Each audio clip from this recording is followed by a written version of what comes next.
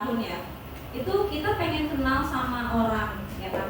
Tapi kita tuh gak mau main-main, tapi kita juga takut juga gitu untuk serius. Jadi kita mau maju salah, mau mundur juga takut salah gitu kan? Karena seperti kebanyakan orang bilang ya, wanita itu kan punya batas ini ya, batas reproduksi ya.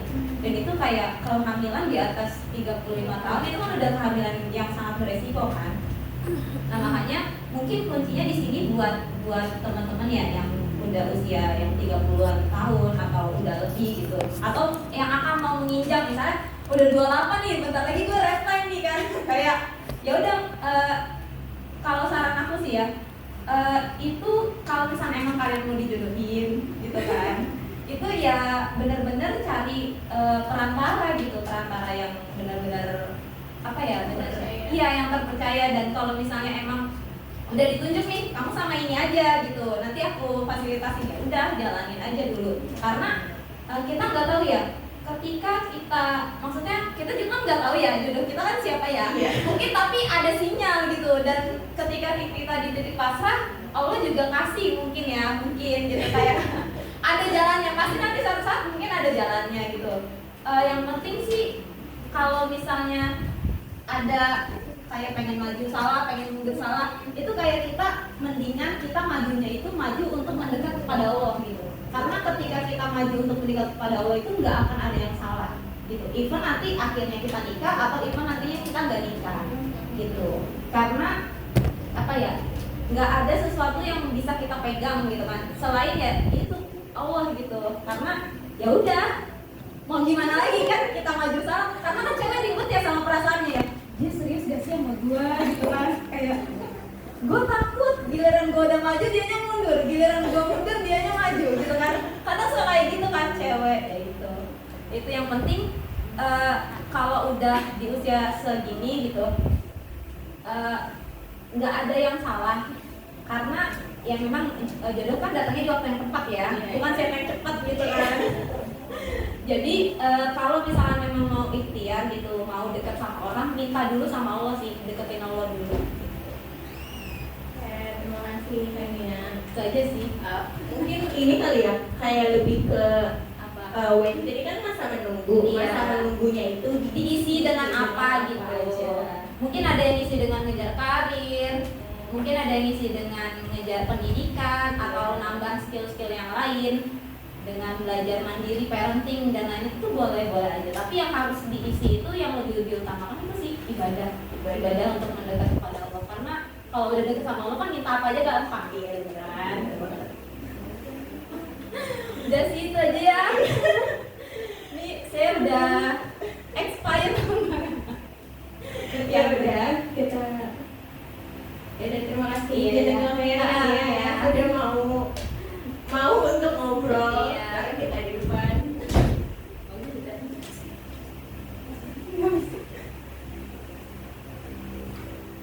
Breaking dulu.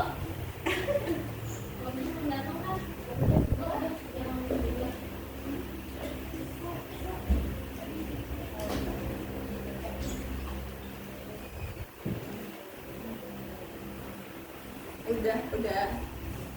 Alhamdulillah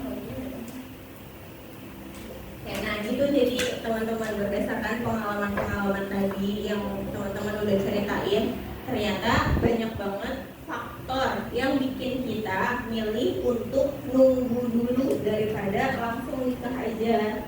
Nah ternyata masa menunggu itu mungkin di pikiran kita kayaknya nggak buruk-buruk banget deh. Kayak emangnya kalau ngejar karir dulu kenapa? Emangnya kalau misalnya mau sekolah yang tinggi banget dulu kenapa? Emangnya kalau misalnya kita mau explore dulu hal-hal lain kenapa? Nah itu kan kayak baik ya, hal-hal baik semua, karir baik biar menunjang kehidupan, pendidikan baik buat menunjang ilmu pengetahuan kita, terus explore banyak hal buat menunjang misalnya keterampilan kita, semuanya itu hal-hal baik. Nah, yang kita mau belajar adalah gimana Islam memandang hal-hal waiting ini yang biar kita tuh nggak overthinking, nggak berlebihan dalam memilih hal-hal yang cuma duniawi aja kayak gitu.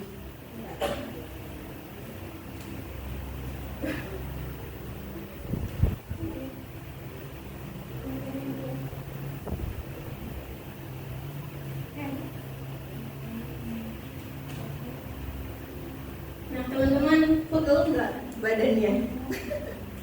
Boleh nggak? Coba kita ice breaking sebentar ya. Kita madep ke arah kanan, kanannya teman-teman. Berarti madep sana semuanya. Oke. Nah, tangannya taruh di pundak temennya. Oke, coba pijitin temennya. Boleh sambil dipukul kecil temennya.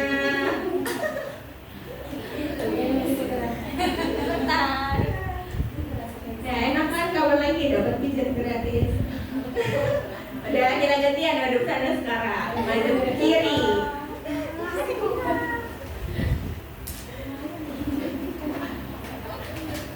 Gantian pundak temennya dipijitin.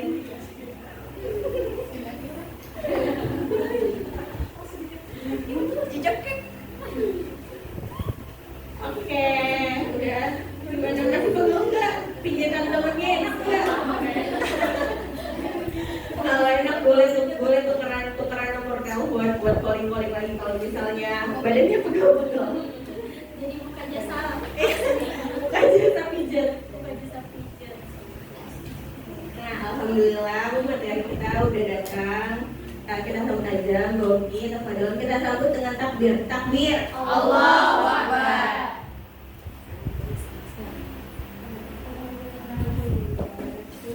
Iya, mulai langsung aja ngomongnya. Bismillahirrahmanirrahim. Assalamualaikum warahmatullahi wabarakatuh. Waalaikumsalam warahmatullahi wabarakatuh. Alhamdulillahirrahmanirrahim. Innalhamdulillah nahmaduhu wa nasta'inuhu wa nastaghfiruhu wa na'udzu billahi min shururi anfusina wa min sayyiati a'malina may yahdihillahu fala mudilla lahu wa may yudlil fala hadiya lahu. Asyhadu an la ilaha illallah wa asyhadu anna Muhammadan abduhu wa rasuluh la nabiyya ba'da. Mohon maaf ya teman-teman menanti lama ya. Sesuai judulnya ya, wait ya. Masya Allah, alhamdulillah. Kayaknya tadi udah dikupas tuntas sama MC sama panitia ya, udah selesai. Kita udah nggak tanya jawab sama kanal ini kali. Belum, kita masih menunggu. Oh iya. Oke, baiklah. Gimana kabarnya teman-teman semua? Alhamdulillah, luar biasa. Allahu Akbar. Ada yang baru pertama kesini? Ada nggak? Oh berarti Masya Allah, alhamdulillah. Berarti ini ya, maksudnya terus continue ya, datang terus ya. Alhamdulillah ya, insya Allah hari ini kita akan membahas tema yang sebelumnya teman-teman udah pernah dengar belum tentang Whitehood? Belum, baru kali ini ya. Masya Allah, karena madrasahnya keangkat gitu ya. Padahal ini lumayan sering jadi pembahasan belakangan ini gitu terutama. Ya, jadi alhamdulillah, ini baru ada suaranya, alhamdulillah. Ya alhamdulillah atas segala nikmat Allah yang diberikan kepada kita ya teman-teman ya. Jangan lupa terus bersyukur karena kunci ketenangan, kunci kebahagiaan adalah ketika kita bersyukur gitu ya. Dan salah satu nikmat yang sangat kita syukuri adalah kita masih berada dalam iman Islam, dimana sekarang penggerusan akidah itu makin marak terjadi gitu. Dimana kayaknya kita tuh tabu banget ngomongin soal akidah gitu ya. Kayak belakangan kan ada tuh yang barusan ya, baru mungkin teman-teman lebih tahu lah gitu. Yang ada kejadian seorang mualaf kecelakaan meninggal di Bali ya. Terus tapi prosesi pemakamannya di Masih ya. Itu saya tuh kalau buka sosmed lebih senang baca komennya gitu kan. Rasanya gatel pengen komen gitu. Tapi takut kalau komen ntar ketahuan kata kita dibagi komennya gitu kan ya. Jadi kayaknya butuh bikin fake account gitu kan ya. Karena ketika ada yang komen ya Allah dia bukannya mualaf ya, kasihan banget kok dimakamkannya pakai kremasi. Bagus dong niatnya kan. Tapi jawaban di bawahnya tuh rata-rata, aduh hari gini masih ngomongin agama, udah sih doain aja. Kasihan keluarga yang meninggal. Justru kita lagi kasihan sama yang meninggal, kan gitu kan ya. Hanya karena yang meninggal nggak bisa protes aja. Kalau dia bisa protes, mungkin dia menjerit bilang jangan. Apalagi pas itu apinya mau dinyalain, kan gitu kan ya. Nah dari situ aja sudah keciri gitu. Kayaknya pembahasan tentang kemanusiaan, pembahasan tentang ekonomi aja itu lebih menarik ketimbang ketika kita mulai nyerempet masalah agama. Padahal kalau kita bahas ujung kebahagiaan itu pasti kita bisa raih kalau kita masih sesuai syariat, kan gitu kan. Nah jadi Masya Allah gitu ya, dan banyak hal-hal yang dibungkus seolah-olah itu benar. Kayak tema yang nanti kita angkat hari ini gitu kan ya, white food. Ada yang udah tahu tadi, udah jelas kayaknya dari MC gitu ya. Oh belum, MC-nya nggak jelas ya. Masya Allah gitu ya. White food, ada yang mau menyampaikan dulu apa yang teman-teman tahu tentang white food? Coba. Yang angkat tangan duluan aku doain jodohnya cepet datang. Tuh langsung. Ada yang mau menyampaikan? Nggak apa-apa, salah nggak apa-apa. Yang teman-teman tahu tentang white food apa? Coba. Ada yang mau ngomong? Malu ya. Kalau bisa dalam hati ya dalam hati ya. Masya Allah. Aku tunjuk aja. Coba Fatimah apa yang Fatimah tahu tentang white food? Kayak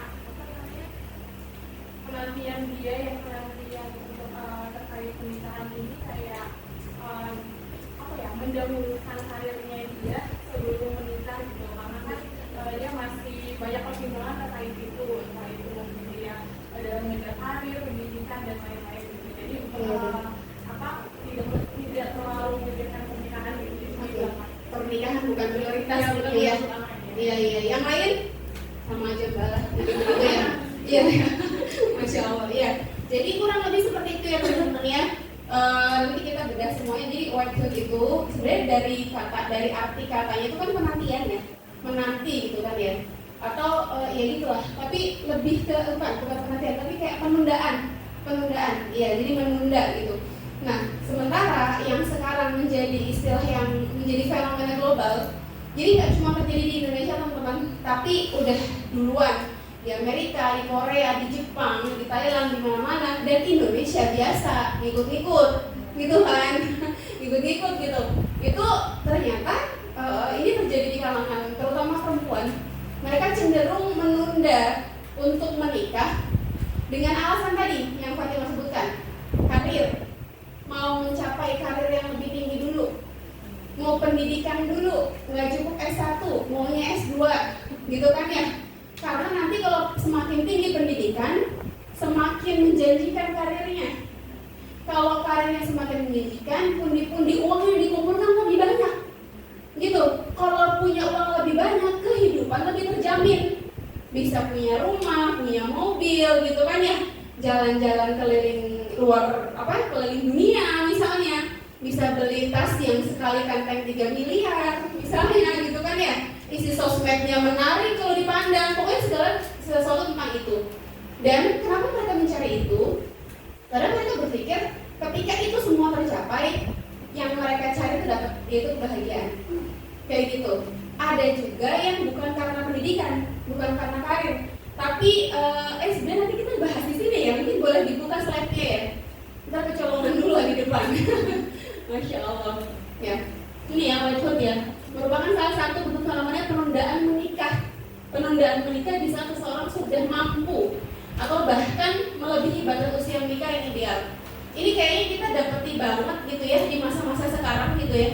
Terutama di dunia pekerjaan, di dunia perkantoran gitu kan ya. Dimana banyak cewek-cewek yang udah mampu banget secara finansial, sudah matang secara usia, taruhlah usia 30 ke atas atau bahkan 40 ke atas, dan mereka tuh belum menikah bukan karena istilahnya tuh belum dapat jodoh, tapi memang tidak memprioritaskan itu. Bahkan terang-terangan banyak yang kemudian mengatakan, aku mah gak nikah juga gak masalah gitu, malah takut nikah gitu, sayang karir lagi enak-enaknya nikah. Iya, terus kalau misalnya nanti tua gitu, siapa yang ngurusin? Ya kalau kita punya asuransi yang cukup untuk hari tua, ngapain pusing? Paling tinggal nabung lebih banyak biar nanti diurus di panti jompo. Ya seolah begitu kan jawabannya kan. Dan aku ngalamin sendiri, punya teman-teman yang kayak gitu. Bahkan dulu ada teman udah pacaran 7 tahun, dia non muslim sih. Non muslim, dia pacaran 7 tahun, udah punya rumah yang dia beli bersama sama cowoknya. Udah punya rumah, udah punya mobil, karir udah oke. Pas aku tanya, Ci, kan Cina kan, Ci kenapa belum nikah gitu? Nanti aja lagi. kalau orang nikah tuh kayaknya banyak dramanya mending pacaran kayak gini-gini aja gitu. Jadi hal-hal kayak gitu. Nah tadinya ini merupakan pemikiran asing, pemikiran barat atau pemikiran orang kafir. Tapi sekarang itu diadopsi di Indonesia dan juga melanda generasi muslimah. Kan ini yang miris. Seharusnya kan jalan hidup kita sama orang kafir kan beda kan? Gitu, tapi kok menjadi sama gitu. Boleh buka lagi? Nah tuh, yang tadi saya bilang ternyata fenomena ini tentang whitehood gitu ya, itu bukan hanya di Indonesia, tapi di Jepang, Jerman, Yordan, Cina dan segala macamnya gitu. Sampai-sampai kayaknya teman-teman udah sering dengar ya, kalau di Jepang, di Korea gitu ya, itu bahkan Jerman juga sampai pemerintahnya itu ngasih hadiah, ya, ngasih hadiah untuk warganya yang mau punya anak, gitu, yang mau punya anak. Kalau apalagi lebih dari satu, bahkan mereka mau menanggung biaya pendidikannya, kayak gitu. Saking rendahnya angka kelahiran, sampai ada kemudian yang memprediksikan gitu ya, 30 atau 40 tahun kemudian udah nggak ada lagi generasi di Jepang, gitu. Dan sekarang aja sudah ada desa yang desa itu mati karena nggak ada penghuninya, sekolahan kosong, jalan-jalanan kosong, rumah-rumah kosong. Karena apa? Yang sudah tua meninggal, sementara nggak ada generasi penerus. Akhirnya untuk mengenang bahwa dulu di situ pernah ada desa, itu sekolahan, ruangan-ruangan diisi pakai boneka. Serem banget ya. Ya Allah, padahal di sini ya, iya kekurangan gitu kan ya. Satu tempat bisa isi berapa pintu? Nggak cukup pintu kontrakan yang berderet sampai ke atas, kan gitu. Kita kekurangan ruang hidup. Di sana kekurangan ruang hidup.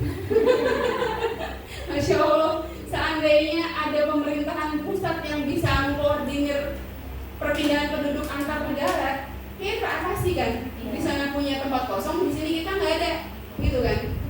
Nah, masalahnya kita tuh sering banget teman-teman, penyakit kita itu melihat sesuatu tuh parsial, sebagian. Ketika bicara tentang Jepang, yang terbayang di otak kita tuh cuman teknologi yang maju, Shinkansen, gitu kan. Korea, kebayang dramanya, kebayang tempat yang indah-indahnya, maju teknologinya, kan gitu kan ya.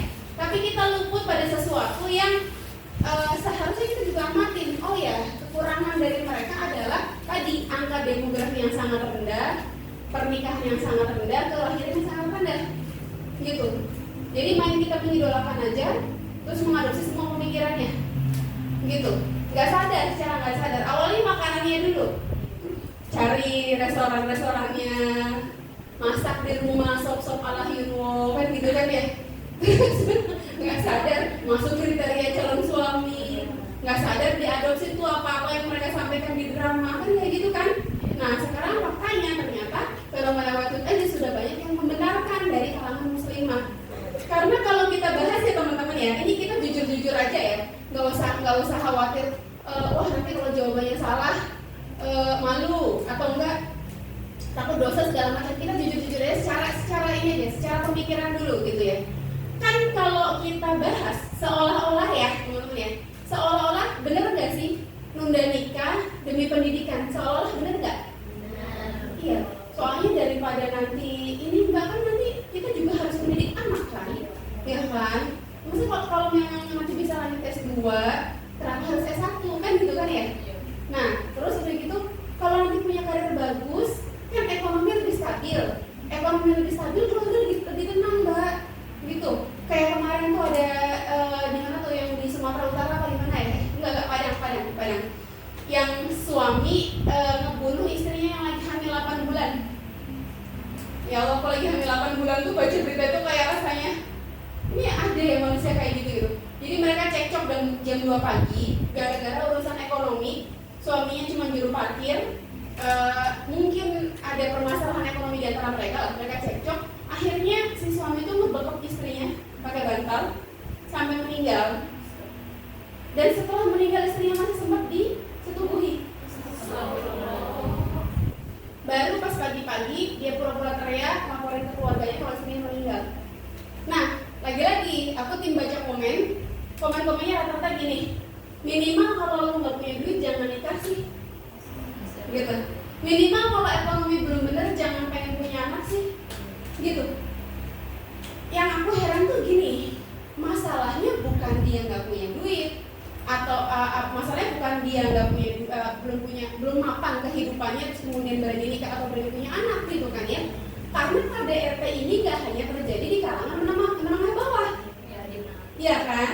Berarti masalahnya bukan ekonominya, tapi emang suaminya aja akhlaknya, kan gitu kan? Soalnya KDRT di kalangan yang lebih ekonomi menengah atas juga banyak, gitu. Aku pernah dengar salah satu influencer lah, yang kalau aku sebut nama juga pasti kalian tahu, yang dia kehidupan ekonomi yang mapan, tapi dia cerita dipukulin suami, sekarang udah cerai mereka. Dipukulin suami itu adalah udah makanan harian kata dia. Udah makanan harian dipukulin suami sampai titik yang dari dia berontak, dia nangis, dia apa, sampai mati rasa. Yang dia cerita bahkan pada saat umroh dia tinggal di hotel yang view hotelnya langsung ke Ka'bah, gitu. Dan di malam harinya itu dia dipukulin sama suami dan dia cuma lihat Ka'bah dengan kekerasan, pasrah ya Allah. Kalaupun saat ini ternyata nyawaku diambil lewat tangan suamiku, tapi aku ikhlas karena aku kayak rasanya nikmat banget jadi dipukulin sambil lihat Ka'bah. Itu kan kayak titik orang udah mati rasa, ya titik orang udah mati rasa. Itu ekonominya ada. Berarti permasalahan bukan ekonomi dong, tapi akhlaknya. Kan kayak gitu. Tapi kenapa yang selalu ekonomi, teman-teman? Kan gitu kan? Nah, jadi balik lagi, jadi kalau memang alasannya kalau ekonomi lebih mapan, keluarga lebih bahagia, yang belakangan cerai juga ekonominya keren-keren kok. Kan kayak gitu.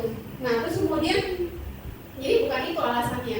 Nanti kita bahas ya, kenapa kok selalu sudut pandang itu ekonomi gitu. Boleh next slide-nya? Wah.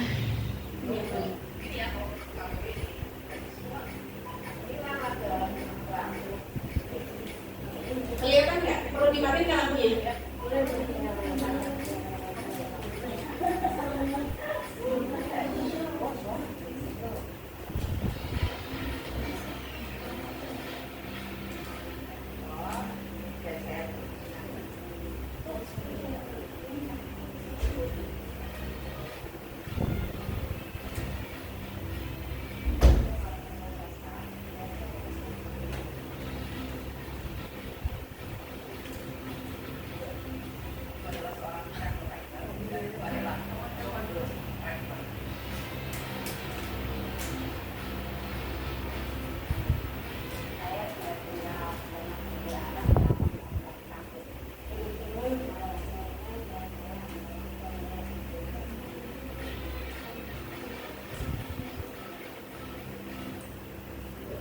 Kebayang kan?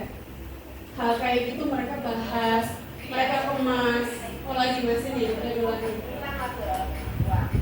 Suaranya kurang ya tadi ya.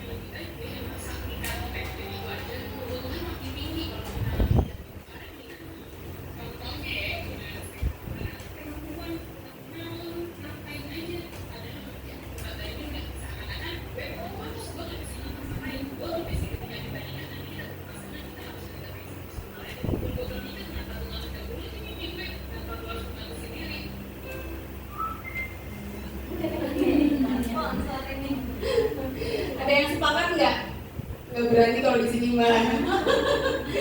Masya Allah. Itu ya teman-teman, pemikiran-pemikiran yang seperti itu dibungkus dengan kemasan menarik. Ya kan yang tadi ditampilkan kan yang jumlah-jumlah yang berhasil. Iya kan? Iya.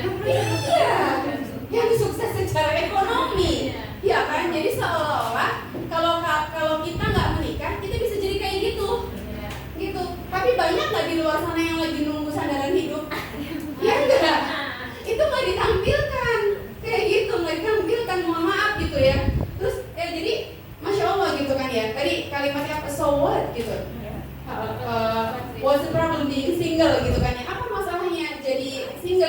ya, nggak ada masalah tergantung niatnya.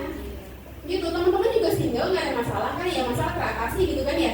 Tapi memutuskan untuk tidak menikah padahal mampu, itu ngeri loh. Kan kata Rasulullah apa?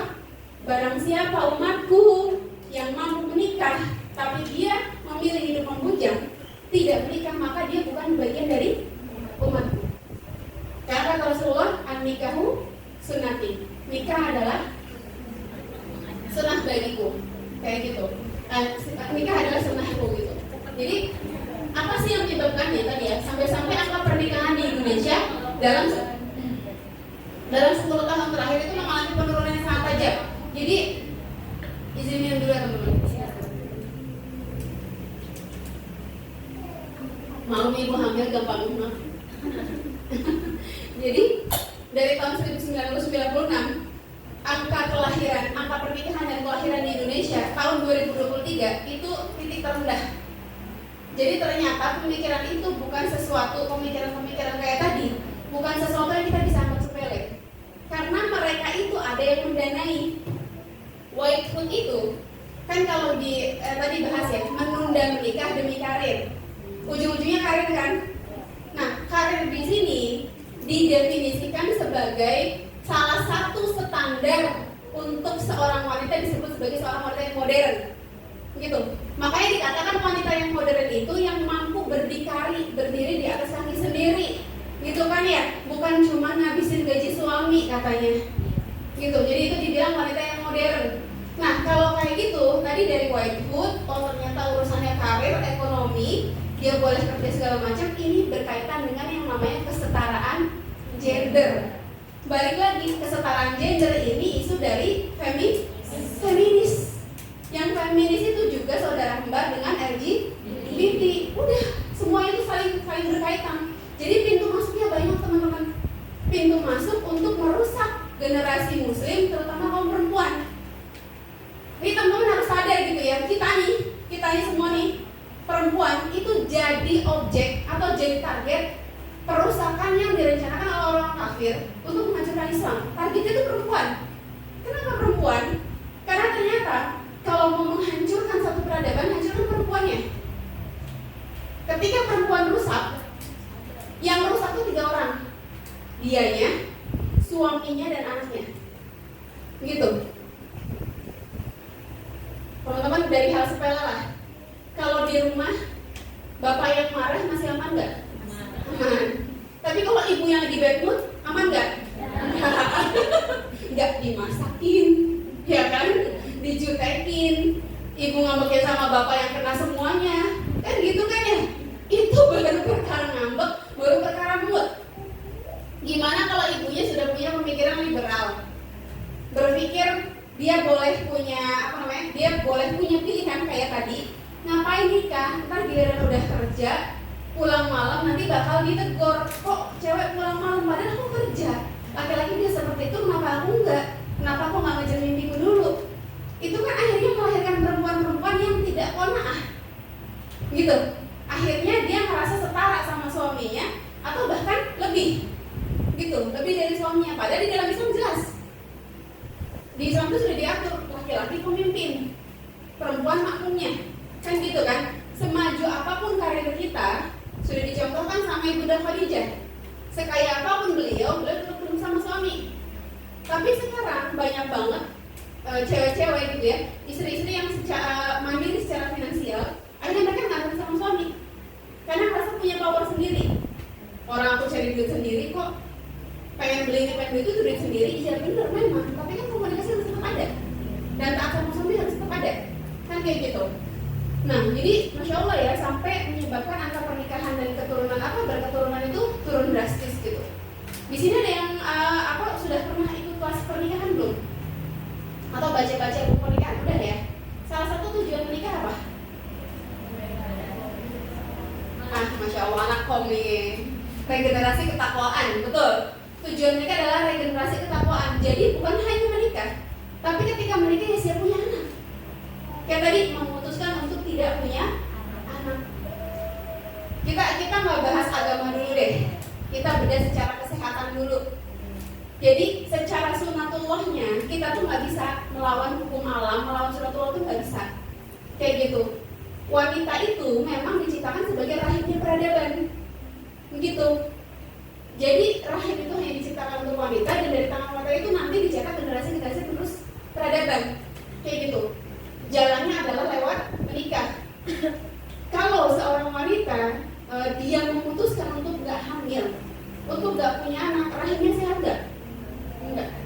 Karena ternyata Masya Allah, salah satu cara Allah meremajakan rahim adalah dengan hamil dan melahirkan, teman-teman. Gitu. Kalau siklus bulanannya kita dikasih haid untuk mengeluarkan racun-racun dari dalam tubuh kita, gitu. Nah, siklus yang lebih besarnya lagi, peremajaan yang total adalah dengan hamil dan melahirkan. Sampai-sampai teman-teman baca deh, banyak kisah-kisah orang punya penyakit kista, punya penyakit asma, dia sembuh justru melahirkan. Gitu, ikut kebawa keluar. Kayak gitu. Makanya, mohon maaf, ibunya Gen Halilintar, ya kan? Dia punya anak 11.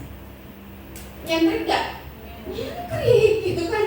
Energik gak? Energik, sehat, kayak gitu kan? Orang-orang tua kita dulu yang punya anak 11, punya anak berapa? Sehat gak? Sehat, kayak gitu. Karena banyak banget ternyata, karena dia nggak mau hamil segala macam, aja gitu ya, itu malah jadi bermasalah rahimnya.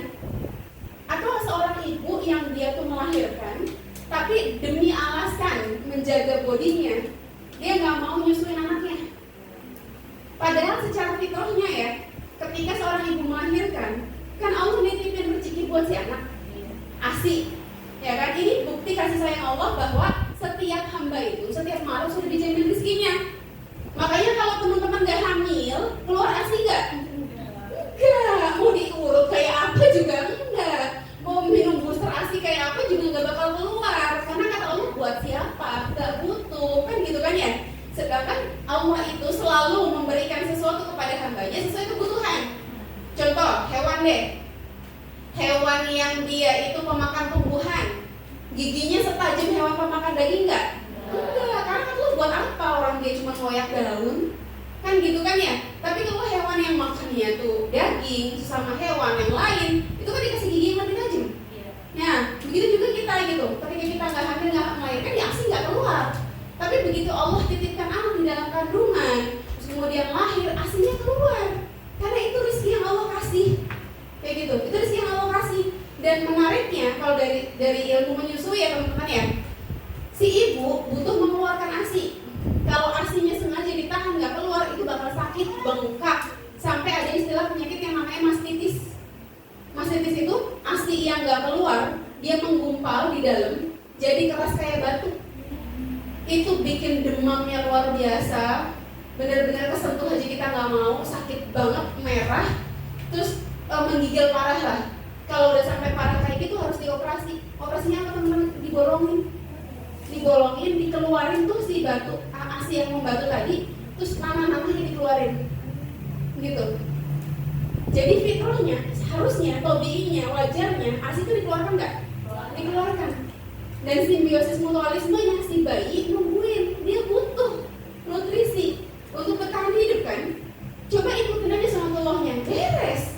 Bayi kenyang, dia tumbuh kembang, ibunya sehat, gitu. Tapi yang melawan sunatullah itulah yang jadi bermasalah, kayak gitu. Nah begitupun Allah sudah jelaskan gitu kan ya, bahwa aku menciptakan semua makhluk berpasang-pasangan. Yang nggak punya pasangan cuma siapa? Bukan saya, jangan saya, tolong. Yang nggak punya pasangan cuma Allah sendiri, ya kan? Karena Allah nggak butuh pasangan, jadi tenang teman-teman. Semua kita semua punya pasangan, tinggal udah ketemu apa belum. Nah gitu doang masalahnya. Jadi percaya aja malam aja punya siang, ya kan? Iya, malam punya siang, ya terkadang gini kan? Ya, terus kamu enggak. jadi masya Allah gitu kan ya. Ini sunatullah itu berpasangan, sunatullah itu menikah itu yang punya anak, gitu. Makanya heran ketika ada orang nikah terus bilang nggak siap punya anak, ya, jangan nikah dulu kalau kayak gitu mah, gitu. Berarti dia belum memahami arti pernikahan yang tujuannya adalah regenerasi ketakwaan, kayak gitu. Nggak ya? Oke lanjut. Nah nih alasan-alasannya ya, penyebab-penyebabnya yang tadi dibahas. Pendidikan dan karir, emang nggak boleh mbak ngajar pendidikan? Boleh. Yang menjadi nggak boleh adalah kita terlalu memprioritaskan pendidikan tanpa tujuan yang jelas, tapi sampai-sampai menunda sunnah Rasulullah. Kayak gitu, hanya ngejar gelar demi karir ternyata. Gitu, nggak akan ada selesainya. Seorang ibu harus cerdas, betul, harus cerdas. Karena apa teman-teman, masya Allah, teman-teman tahu nggak? Kenapa di dalam bahasa Arab ibu artinya apa? Di dalam bahasa Arab apa? Ibu, umum, ya kan? Itu dari kata amamu gitu ya. Itu artinya itu rujukan, tempat tujuan, tempat yang dituju. Makanya seorang ibu ya di dalam sebuah rumah itu dia tuh kayak maps. Si suami nyari, Bun, bajunya di mana? Ya enggak? Kita mau berangkat sekolah, mah lihat nggak tempat bajuku di mana? Kan gitu kan ya? Dan ajaibnya si ibu bisa jawab semuanya, ya kan? Itu ada di lemari putih aja nomor 2. Ntar paling suami jawab, nggak ada, beneran nggak ada, cari lagi coba nggak ada. Habis gitu, nah ini apa? Kan gitu kan ya? Itu udah dari sononya gitu. Kayak ya Allah yang suami tuh ribet banget nyari giliran kita datang, ini apa dari tadi kan gitu kan ya? Semuanya itu tempat rujukan. Ibu harus cerdas, itu baru perkara sepele. Belum hal-hal dasar kayak kecerdasan linguistik. Kenapa laki-laki itu lebih disarankan cari istri yang cerewet solihah? Karena dari situlah anak-anaknya dia itu akan tumbuh kembang dan belajar dari ibunya. Coba punya ibu yang pendiam, gimana anak bisa belajar kosakata? Ya kan? Jadi cerewet itu anugerah teman-teman buat kita semua. Jadi nanti kalau kita nikah, suami bilang cerewet, bersyukur, itu anugerah. Kan ibu gitu ya, anakku aja masya Allah, anak Umi yang ganteng, pinter banget ini, gitu kan ya. Pupnya warna kuning, pipisnya warna putih, berarti banyak nih minumnya ya. Ayo nak hebat nak, ayo nanti kita belajar lagi, nanti kita makan segala macam kan. Banyak banget yang dibahasakan. Kayak gitu, ibu tuh tempat rujukan. Apalagi ketika anak udah mulai kritis, pertanyaannya banyak, kalau ibu nggak pinter, gimana? Nah, tapi pinternya juga pinter apa? Rujukannya apa? Kalau pinternya ilmu liberal, ya pas anak nanya, jawabannya liberal. Gitu. Atau ibunya pemalas, ada anak nanya, Umi, kenapa kucing punya bulu? Kita enggak. Ya. Kalau ibunya malas mikir, jawabannya ya udah dari sononya kayak gitu aja ditanyain. Kan gitu kan ya. Tapi kalau ibunya tuh ibu ideologis, dia akan selalu mengaitkan semua pertanyaan anaknya supaya dia mengenal Allah. Apa nak? Oh buat Umi. Kasih, masya Allah. Jadi pernah anakku nanya kayak gitu, Umi kenapa kucing punya bulu kita enggak? Terus aku bilang disitulah adanya Allah nak. Kucing nggak punya rumah, dia nggak punya baju, gitu. Kalaupun ada yang jual baju kucing dia nggak bisa beli, ya kan? Sementara hidup dia di luar, kadang kedinginan, kadang kepanasan, dia butuh baju yang nggak lepas, yaitu bulu. Sementara Hasan, Ais punya Umi yang nyiapin baju semuanya, jadi kita nggak butuh bulu. Oh gitu ya, Di. Dan itu kuasa Allah, Allah yang keren banget menyiapkan semua itu. Jadi semua dikaitkan sama Allah, kayak gitu. Jadi, masya Allah kan. Jadi kecerdasannya pun kecerdasan yang apa? Nah, ketika misalnya ibunya punya prinsip white hood, ya kan? Terus anaknya bilang kayak tadi, saya udah bilang sama orang tua saya jangan ngarepin cucu. Tadi kadang-kadang gitu kan ya, jangan ngarepin cucu karena saya nggak akan menikah kayak gitu. Kalau ibunya liberal ya nggak apa-apa, whatever makes you happy, ya kan? Whatever makes you happy, ya kan? I'm gonna follow it. Kalau itu buat kamu bahagia nggak apa-apa nak. Apapun yang terjadi, mau kamu gay, mau kamu lesbi, ada kan anugerah itu? Ada. Bagiku kamu tetap duniaku.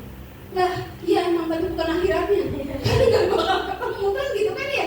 Tapi kalau misalnya ibunya ibu yang ngerti tentang Islam, anaknya ngomong kayak gitu, Umi nanti ngomong juga ya. Ibu nanti jangan contohin anakku gitu kan ya. Ibu nanti kalau aku udah gede aku nggak mau nikah. Apa kenapa nak? Digali pastinya. Ya soalnya lihat pernikahan gini. Padahal ini istrinya udah perfect, istrinya udah, tapi kok suaminya selingkuh, suaminya KDRT. Wah kita mesti cek mak, bukan masalah menikahnya yang salah. Kita cek mereka menikahnya karena apa, mereka belajar hak suami istri apa enggak. Nah, ini dibahas kan, kayak gitu, masya Allah. Jadi boleh ngejar pendidikan, tapi jangan sampai membuat kita anti untuk menikah. Dan kejar pendidikannya pun harus ada tujuan, bukan cuma senang S1, S2, S3, tapi tadi ternyata tujuannya karir kayak gitu. Dan padahal sebenarnya nggak ada korelasinya dengan penundaan pernikahan. Buktinya banyak orang pacaran tapi kuliah tapi tetap pacaran, ya kan?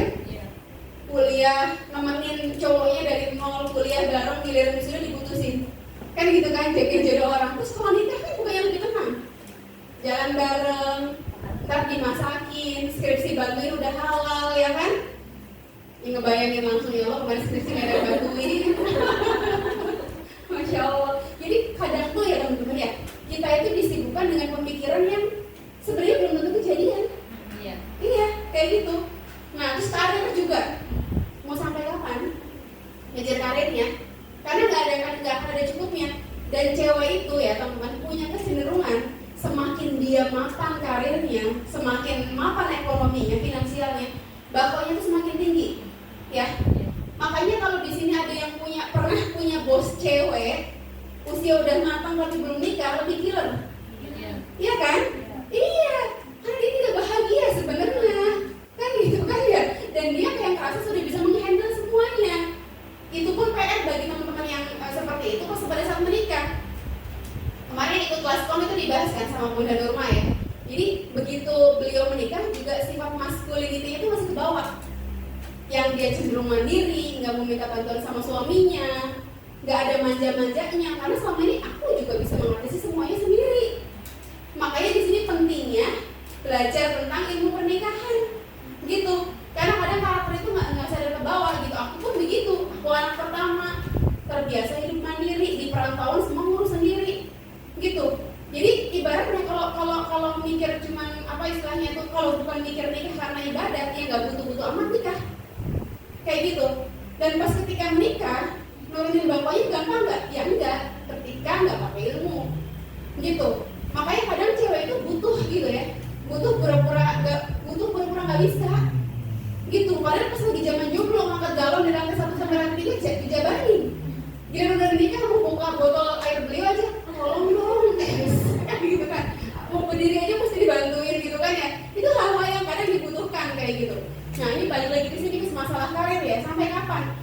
Kemarin tuh lihat video tuh seorang wanita yang sukses. Dia udah punya karir yang bagus dan dia kayak ngadain sayembara gitu. Dia pengen nyari laki-laki yang siap menikah, nggak apa-apa pengangguran juga, ya nggak apa-apa pengangguran juga. Artinya karir yang dia kejar membawa dia bahagia nggak? Enggak. Yakin nggak ketika dia nikah bakal menerima suami yang apa adanya dan pengangguran? Ya, itu kayak orang yang lagi belum punya aja ngomongnya begitu, ya kan?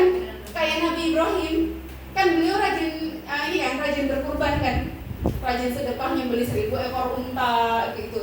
Nah, terus kemudian ketika ada yang memuji, ya Allah Ibrahim dermawan sekali gitu ya, ahli sodako yang beli unta berkali-kali untuk disedekahkan gitu. Jawabannya apa? Jangankan unta, kalaupun aku punya anak dan Allah meminta anakku disembelih, aku sembelih. Saat belum punya anak, pada saat punya anak berat gak? Berat, meskipun beliau akhirnya melakukan itu juga kan.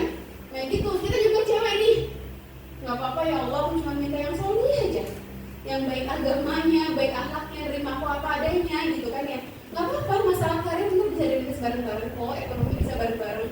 Jadi disodorin ta'aruf, kerjaannya pas-pasan, mikir banyak.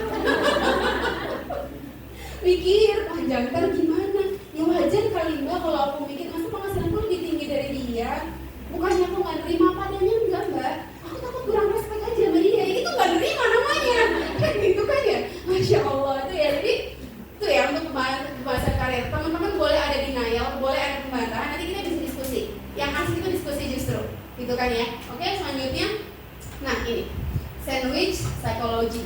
Jadi kita itu kan ada di generasi sandwich ya, yang kayak beban hidup kita, orang tua kita, adik-adik kita, bahkan keluarga atau tetangga-tetangga kita, itu kayak seolah-olah tuh dibebankan ke kita. Yang kita tuh kayak merasa kita tuh bersalah kalau kita tuh nggak bisa ngebantu mereka. Ketika orang tua minta bantuan sama kita dan kita nggak bisa bantu, kita merasa bersalah gitu. Nah, teman-teman ini aku pengen bahas karena aku pun mengalami itu ya. Aku pun mengalami itu. Di titik yang bahkan aku tuh nggak percaya ketika disampaikan sama salah satu guruku gitu ya. Karena aku juga tipe yang ketika dimintain bantuan gitu kan, oh Ugi, like apa? Ini mama lagi butuh ini segala macam gitu. Pasti aku akan jawab apa? Iya bisa insya Allah. Padahal habis itu aku mikir, gimana ya? Gimana ya caranya ya? Jadi sampai-sampai dibelain kita mah makan, entahlah makan apa yang penting halal, yang penting ngeganjal perut, tapi semua yang mereka inginkan kita coba kasih. Gitu. Sampai akhirnya aku dapat nasihat, begini nggak begitu cara sayang. Nggak begitu. Karena itu nggak akan selesai. Sampai kapan kayak gitu. Gitu. Dan saat itu aku umur 22 pernah diajak taruh teman-teman. Ini pengalaman pribadi gitu ya. Umur 20 tahun diajak taruh, aku nggak mau. 22 tahun diajak taruh juga aku nggak mau. Dengan alasan apa? Aku masih nanggung beban keluarga. Gitu. Terus dinasihatin sama guruku nggak begitu. Insya Allah mereka punya rezekinya. Tapi karena selama ini aku ngerasa kayak kalau bukan dari aku dari mana? Gitu kan ya. Jadi aku nggak ngambil nasihat itu. Tapi setelah diikutin terus-terusan gitu ya. Oh iya ya, kok nggak ada ujungnya ya? Keterusan kayak gitu. Satu sisi bukan lagi menyalahkan yang minta bantuan, enggak. Justru ini teguran buat diriku sendiri gitu. Teman-teman sadar nggak sih orang-orang yang ada di posisi sandwich generation tadi ya, itu tuh dia tanpa sadar melupakan bahwa rezeki itu bukan di tangan dia, tapi di tangan Allah, ya kan? Kalau kita biasa ngasih bulanan ke orang tua kita, ke adik-adik kita pada saat kita ada, terus pada saat kita nggak ada, kita nggak ngasih, jangan berpikir mereka nggak akan makan, enggak. Ada Allah, ya kan? Karena selama ini mereka juga punya rezekinya hanya lewat kita. Berarti kalau jalan lewat kita ditutup, harusnya ada jalan lewat lain nggak? Ada. Dan sudah aku amati beberapa orang yang masih istiqomah kayak gitu, ya sampai sekarang mereka begitu. Sampai ada yang dia sudah punya anak, pun tetap yang di kampung ya tetap begini. Karena kita nggak ngajarin mental berusaha, mentalnya masih dan mentalnya kita kan, kayak gitu kan. Nah jadi sebenarnya ini bukan tanggung jawab teman-teman. Dan kemarin juga dan ini bukan cuma terjadi di kalangan menengah bawah. Mohon maaf, ada artis-artis juga ya yang mereka tuh belum ngaji. Kemarin juga aku sempat lihat podcastnya gitu kan ya. Itu dia cerita ya gimana? Kan ditanya kenapa kamu masih kerja, uangmu tuh cukup gitu kan. Dia bilang soalnya ada banyak pundak yang bersandar di aku nanggung keluarga aku, adik-adikku, keluarga aku semuanya gitu. Makanya aku udah bikin surat wasiat, aku siapin asuransi. Jadi ketika aku meninggal, aku nggak mau kehidupan mereka goncang yang tadinya mereka tercukupi jadi nggak tercukupi. Nah itu tuh kalimat-kalimat pada saat aku belum berusaha memantapkan akidah bahwa rezeki bukan di tangan kita. Kan seolah-olah sombong ya. Kalau kita nggak ada, mereka nggak makan. Padahal nggak ada begitu. Ini aku akan sadarkan sama teman-teman semua.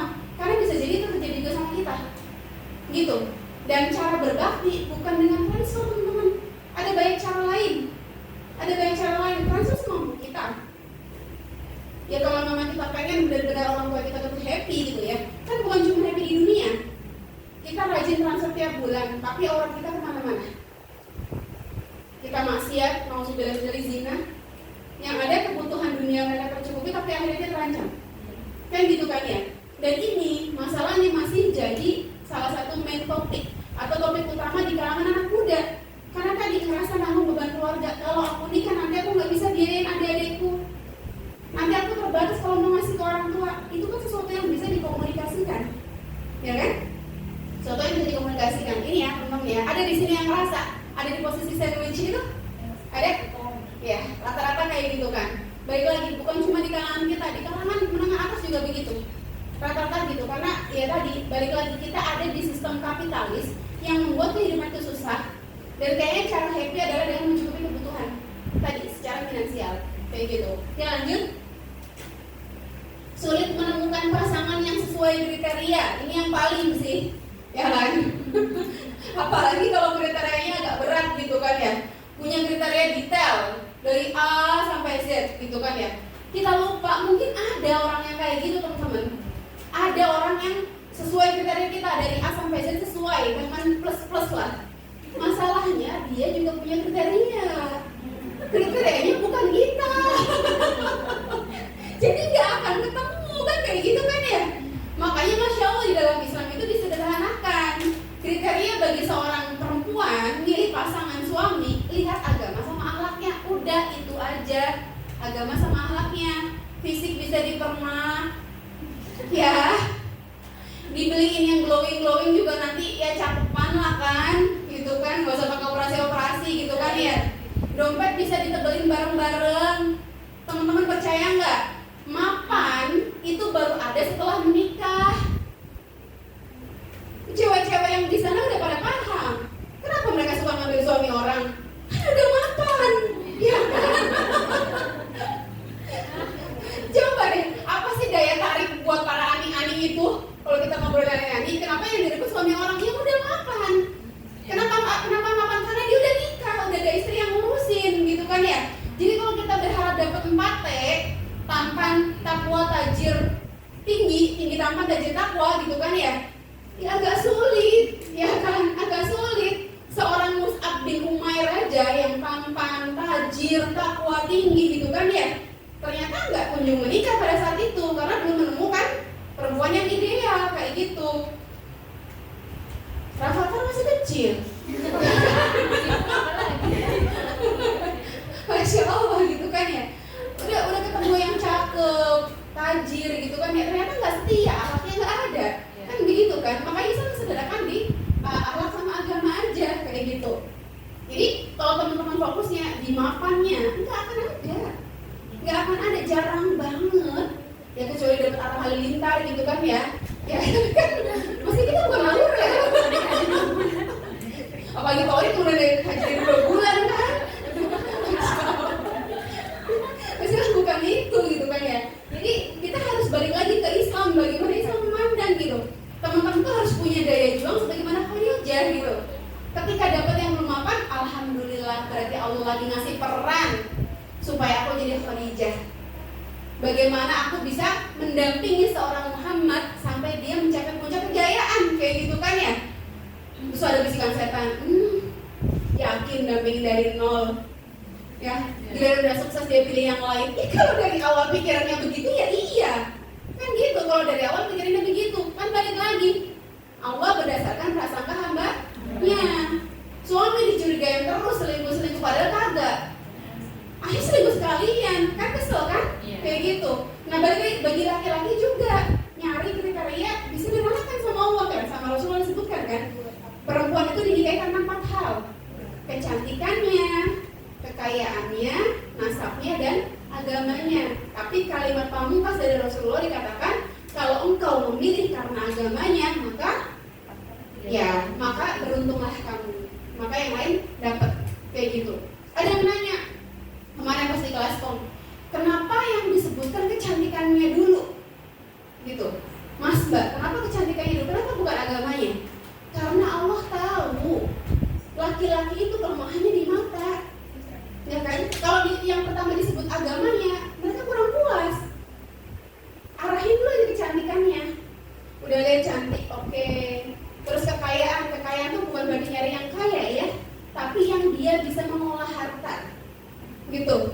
Nah, ntar jangan jadi alasan tuh Mbak, di situ aja salah satu hadisnya dipilih kecantikan kekayaan. Kok karir dulu dong Mbak, ya kan? Supaya kaya gitu kan ya. Ternyata enggak, kata ulama makna kekayaan di situ bukan berarti yang kaya, tapi seorang perempuan yang dia mampu mengelola kekayaan. Artinya dikasih berapapun sama suaminya dia pernah, dia bisa membagi, dia bisa cukup, merasa cukup gitu.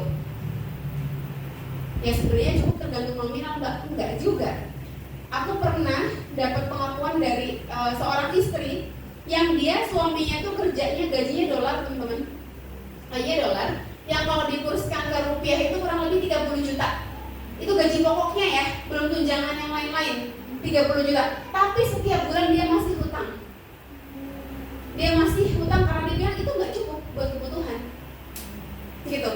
Sementara aku juga punya pengalaman dengan teman yang waktu itu dia baru menikah, gaji suaminya 2 juta, tapi dia merasa cukup dengan itu. Berarti balik lagi kan, bagaimana kita merasa cukup dan mengatur itu gitu. Kayak gitu.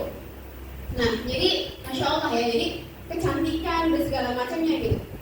udah cantik, udah kaya, bisa ngatur harta, kemudian nasabnya mulia, dilihat lagi kemudian agamanya, gitu, bukan hal-hal yang lainnya.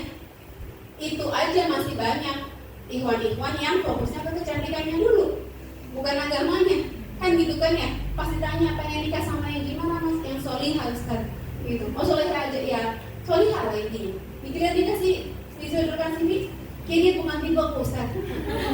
Kenapa? Kurang mungil, kurang imut gitu kan, atau segala macam gitu. Masya Allah ya.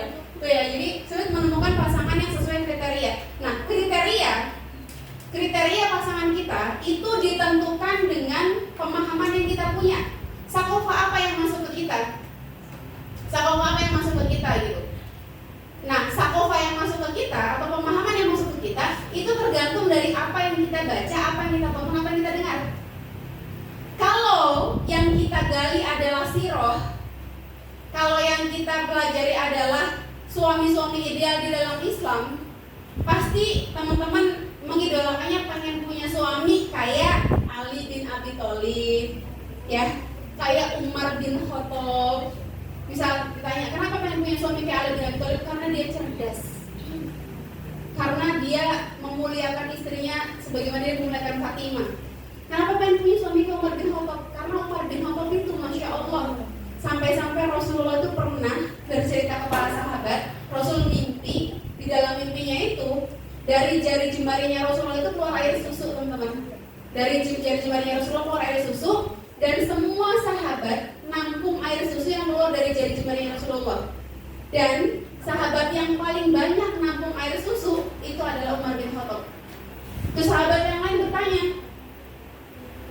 itu maknanya apa ya Rasulullah? Takwil mimpi itu artinya apa? Artinya kata Rasulullah, tidak ada satu sahabatku pun yang paling banyak menerima sunnahku kecuali Umar bin Khattab. Kan keren ya? Gitu. Atau kalau kayak Ali, Umar bin Khattab itu kejauhan, gitu kan ya? Minimal pengen punya suami kayak misal Ustaz Felix, ya kan? Masya Allah. Kayak Ustaz Hanan Ataki, ya kan? Atau dulu zaman awal-awal Muzamil viral, ya kan? Pengen punya suami kayak Muzamil, ada nggak yang ngerasa kayak gitu? Yang tilawahnya kayak Muzamil, kan gitu kan ya? Nah, ya kayak gitulah, hal-hal kayak gitu. Itu referensi kan? Tapi kalau referensinya beda, ya Allah, misalnya referensinya itu tentang kekayaan aja gitu. Ya Allah, pengen suami kayak si ini, influencer ini, yang ngasih hadiah ulang tahun istrinya tuh buket bunga, duit, ya kan? Kue ulang tahun 10 tingkat itu duit semua, kayak gitu. Sampai komen-komen di sini, ya Allah, hadiah itu yang aku mau, katanya. Tahu nggak teman-teman, pas aku lihat foto itu yang aku pikirin apa? Aku juga bilang sama suami gini, Bi, tau nggak Bi, kok aku lihat hadiah yang segitunya aku pikirin apa? Ini ribet banget dari sini ya. Iya nggak sih? Ribet banget. Emang ya nggak ada mental gimana ya? Aku pikir tuh ribet banget beresinnya. Kan itu kan dihias-hias kan, mesti dirapihin lagi segala macam. Ya Allah, gampang banget buat orang lain hilang. Gue ribet amat sih segitunya gitu kan ya. Bukan lagi menyalahkan atau enggak sama sekali gitu ya. Tapi referensi aku nggak ada kesana kayak gitu. Nah terus kalau masalahnya anak muda sekarang itu istilahnya tuh ya disuapin dengan referensi hayalan, settingan sutradara, ya kan? Pengen punya suami kayak Baekhyun Woo, ya kan? Ganteng dapet, ya kan? Putih dapet, pinter, cerdas, dia perhatian, dia setia gitu. Masalahnya cuma ada di drama, di dunia nyata aja Song Hye Kyo belum dapet, ya kan? Belum dapet kayak gitu kan? Atau lihat film-film yang lain referensi yang pasti pengen kayak gitu. Nah kita harus mencuci otak kita gitu dengan referensi yang benar, yang memang ada di dunia nyata dan sesuai tuntunan syariat kayak gitu. Nah tapi zaman sekarang susah mbak, yang ngerti agama aja begitu ke istrinya. Nah definisi ngerti agama di sini juga harus dicek. Apakah yang dibilang ngerti agamanya hanya hafiz Quran, hafal Quran doang? Nggak bisa. Apakah hanya karena dia pengurus pondok pesantren dibilang ngerti agama? Nggak bisa.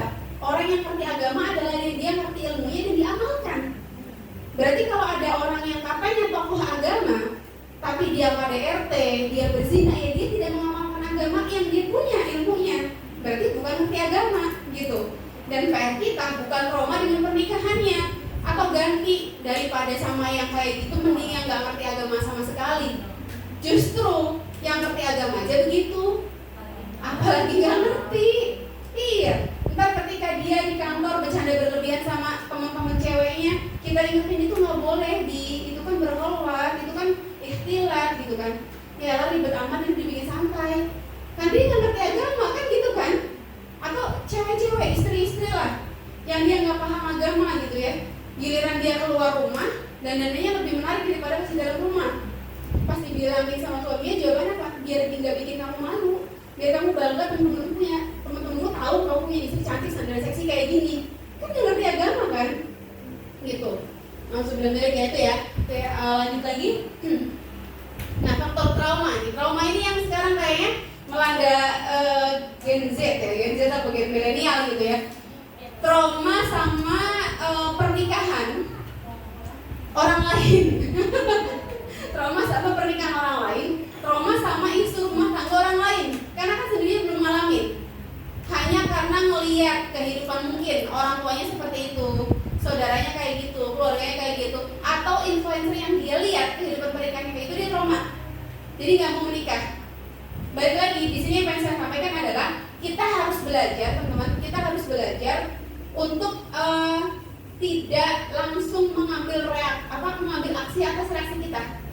Maksudnya ketika ada KDRT di dalam sebuah pernikahan, kesimpulannya bukan aku nggak mau nikah karena takut di KDRT.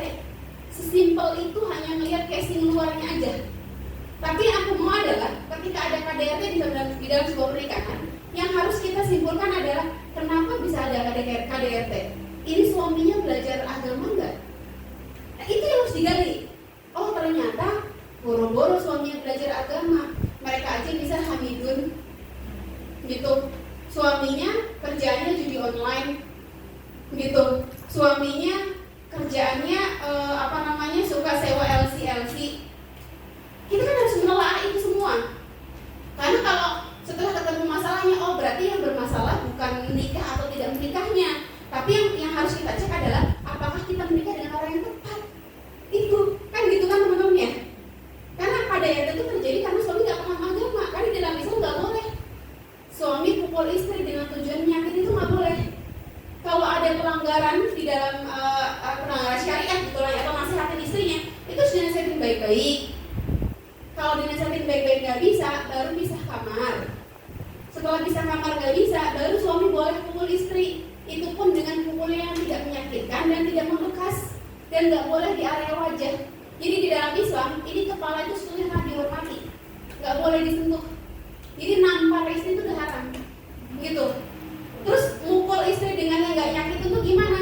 Sampai digambarkan itu pakai ujung kain, teman-teman. Ujung kain, kebayang masih kayak cuma kerudung, dipukul kayak itu sakit nggak? Ya enggak, kecuali sajadah, gedean dikit gitu kan ya. Masya Allah. Jadi ada aturannya, gitu. Jadi kalau terus kemudian perselingkuhan gitu kan ya. Ini kok nggak mau nikah takut diselingkuhin. Buktinya mereka tadinya bucin banget, tapi sekarang suaminya selingkuh kan gitu kan ya. Padahal istrinya kurang apa, yang seglowing itu aja diselingkuhin, mbak apalagi aku kan gitu kan ya. Kan banyak yang mikir gitu kan ya. Seperfect ini aja diselingkuhin, apalagi aku. Dasar laki-laki nggak bersyukur dan segala macam. Terus akhirnya kesimpulannya nggak mau nikah. Padahal harus dilihat bukan nggak mau nikahnya. Kita nggak nikah, pacaran juga lebih parah diselingkuhinnya, kan gitu kan ya. Nah, ketika ada kasus perselingkuhan juga digali lagi, kita harus terbiasa menganalisa kenapa perselingkuhan itu bisa terjadi. Oh pas dicek recheck ternyata ya balik lagi ketidakpahaman agama dua belah pihak. Misalnya si suami menganggap zina itu biasa, kayak istilahnya tuh cuman gini. Aku pernah dengar satu pengacara kondang lah, dia bilang kenapa sih istri itu protes ketika suami selingkuh? Padahal harusnya nggak usah minta cerai juga, karena ujungnya suami akan balik lagi kok ke rumahnya dia. Yang penting selama istri masih dilakukan gitu. Ya lu pikir aja, bosen kali laki-laki tiap hari makan pizza yang sama. Sekali-kali butuh makan menu yang lain. Lah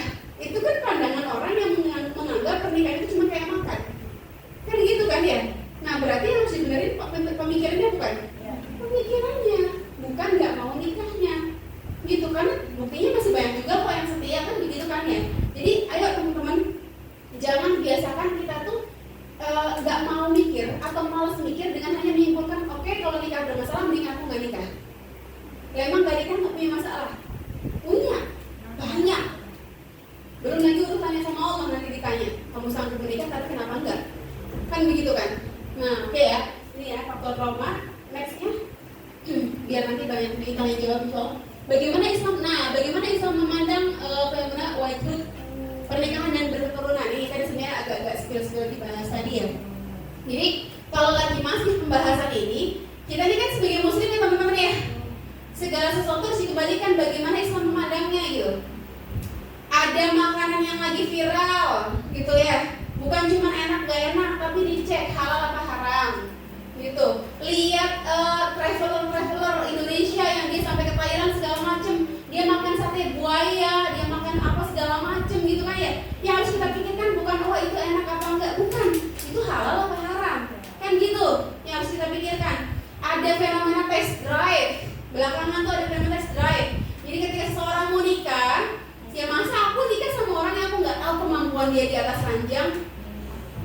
Ya test drive dulu lah. Nah, sebelah minzalik ya. Ada, ngeri kan? Itu sebenarnya istilah-istilah baru yang dibikin keren untuk membuat keren perzinahan aja. Udah bilang aja zina sebenarnya mah. Ganti istilah aja dari FWB, friends with benefit, terus sekarang test drive segala macem. Nggak dikira apa kan gitu kan ya? Nah, jadi sekarang muncul lagi istilah white gitu kan ya, menunda pernikahan untuk urusan karir. Cek lagi di dalam Islam bagaimana hukumnya.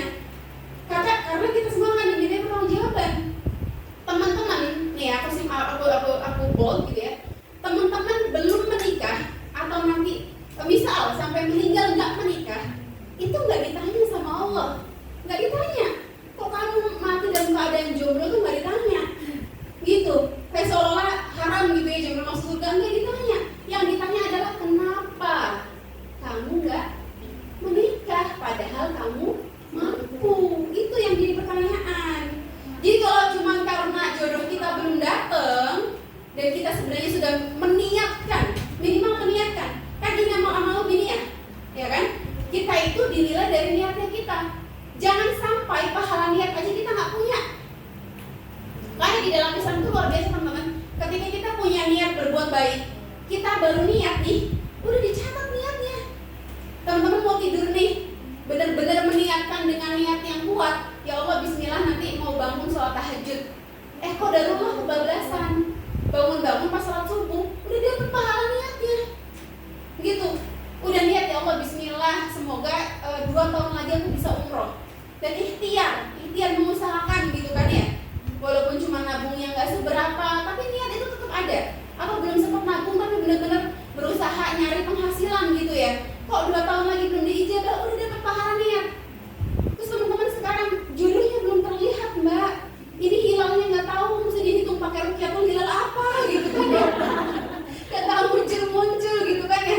Tapi udah punya niat, ya Allah aku pengen nikah, yang mana nanti dari pernikahanku tuh bisa membina keluarga yang punya manfaat untuk umat. Tapi kalau dulu sampai usia yang ditargetkan belum juga menikah, udah punya pahala niat. Jadi suatu hari kita diambil sama Allah dalam kondisi belum punya pasangan, nggak akan dihisab, gitu kan? Karena kita nggak punya kekuasaan. Niat itu urusan kita, yang mendatangkan itu urusan Allah. Tapi kalau niat aja kita nggak punya, malah udah punya niat, saya memutuskan untuk tidak menikah. Alhamdulillah min zalik ya Allah. Padahal nikah tuh enak loh teman-teman. Masya Allah, ada tempat ternyaman setelah sajadah, yaitu di dada suami. Manasin. Masya Allah. Apa? Pulang-pulang nyari. Oh, pulang-pulang tuh nyari. Semoga ketemu, memang ketemu di mana, jalan di mana deh. Masya Allah. Jadi kalaupun misalnya di dalam sebuah pernikahan ada permasalahan ya, yang nggak bisa dipungkiri, pernikahan itu isinya juga ada konfliknya. Makanya salah satu makna sakinah itu kan artinya tenang ya, bukan cuma soal tenang, tapi tenang yang didapat setelah mengalami cobaan. Tenang setelah ada gelombang, itu sakinah. gitu. Jadi ketenangan yang membuat kita lebih kuat untuk menghadapi ujian selanjutnya itu sakinah. Oh berarti pernikahan ada ujian dong? Ya ada. Perbedaan karakter, ya kan? Terus kemudian hal-hal sepele. Karena apa? Di rumah tuh isinya setan, gitu, yang berusaha memisahkan pasangan, gitu kan? Tapi kan setiap apa yang terjadi di pernikahan itu ibadah. Minta maafnya istri ibadah, suami nyenengin istri ibadah, istri nyenengin suami ibadah, kayak gitu. Nah masalahnya generasi sekarang lebih teriming-imingi sesuatu yang terlihat, gitu. Ngapain punya pendidikan tinggi kalau nggak punya karir bagus dan nggak punya penghasilan yang tinggi? Seolah-olah pencapaian itu hanya sekedar materi. Padahal ketika seorang perempuan pendidikannya tinggi, dia bisa mendidik anak yang baik di rumah menjadi generasi yang luar biasa, itu lebih dari punya materi. Kemarin dengar yang di Jonggol ada oma opa meninggal, ya, sampai membusuk yang nemu warga, sampai ngurus pemakaman warga. Padahal dia punya 3 anak, 2 anak di luar negeri. Berarti tercukupi nggak pendidikannya? Tercukupi. Finansial? Tercukupi.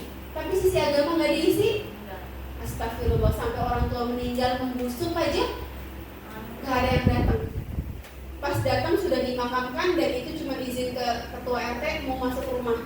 Sampai RT-nya yang geleng-geleng kepala, sana ke urusannya ke polsek aja. Gitu. Maksud bilangnya berarti pencapaian bukan materi. Gitu. Bukan urusan materi aja gitu, tapi ada sesuatu yang lain gitu. Tapi mbak kalau udah pendidikan tinggi cuma jadi ibu rumah tangga, ngurusin seluruh urusan rumah 24 jam tapi nggak digaji. Balik lagi, memang penghargaan hanya gaji, ya. Padahal masya Allah teman-teman, di dalam Islam kedudukan paling mulia seorang wanita adalah dia diratukan di rumahnya sendiri. Makanya ada istilah ummun warabatul bait. Kedudukan wanita itu menjadi ibu dan pengatur rumah tangga. Dan di dalam Islam masya Allah nih ya, kalau suami-suami ngerti ini, nanti sampaikan ke suaminya gitu ya, bahwa di dalam Islam disampaikan bahwa istana bagi seorang perempuan itu di rumahnya. Makanya suami gak usah ikut-ikutan urusan atur rumah, karena bagi istri rumah itu adalah istananya. Sampai-sampai pernah dibahas di satu forum kajian bapak-bapak gitu ya, ustadznya bilang gini, makanya suami yang paham agama, yang ngerti agama, sampai urusan pemilihan cat warna rumah selain sama istrinya. Kalau istrinya sukanya ungu, mau dicat ungu semua, ya udah, nggak apa-apa. Itu tandanya membiarkan istri ngatur istananya sendiri, gitu kan? Nah terus ada yang bapak-bapak bilang, udah Ustaz, saya ungu semua, saya sukanya biru, gitu kan? Ya berarti antum mengamalkan ajaran agama yang benar kayak gitu kan ya. Jadi istri itu jadi ratu di rumahnya sendiri gitu. Tapi kan nggak modern, nggak cuma ngabisin gaji suami. Kita tuh pengennya kita kerja banting tulang di luar untuk bisa memenuhi kebutuhan kita sendiri, atau kita di rumah aja tapi kita tercukupi? Pengennya di rumah aja tercukupi kan? Dalam hati udah memberontak kayak gitu kan, pengen di rumah aja kan sebenarnya makan ya. Tapi ada kecukupan gitu. Dan masya Allah kemarin tuh aku pernah dengar podcastnya salah satu orang Gaza yang tinggal di Indonesia.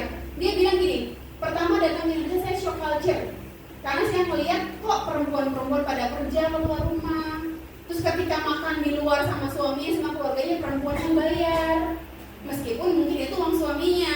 Atau perempuan pergi ke pasar dia belanja, lah emang di Palestina nggak begitu, di Gaza nggak begitu, enggak katanya. Masya Allah, ternyata di Gaza itu istri-istrinya di rumah, ngurusin rumah, ngurusin anak, yang nyari duit semuanya suaminya. Terus ketika misalnya belanja ke pasar, yang transaksi tawar-menawar suaminya. Istri hanya boleh ngasih rekomendasi, ini nih ikan yang bagus, beli yang ini sayur yang bagus, beli yang ini. Tapi yang nawar suaminya, yang bayar suaminya. Ketika makan di luar juga yang bayar suaminya. Pas ditanya kenapa, itu cara kita menghargai. Istri itu cuma tinggal enaknya aja, kayak gitu kan, pengennya kayak gitu kan. Tapi kan itu idealnya mbak, kalau di kita kan nggak begitu. Ya kita bikin ideal, jangan cuma bikin romantis. Aku lagi gitu kan ya, kita harus bikin ideal gitu. Nah supaya bikin ideal, dua-duanya harus ngaji.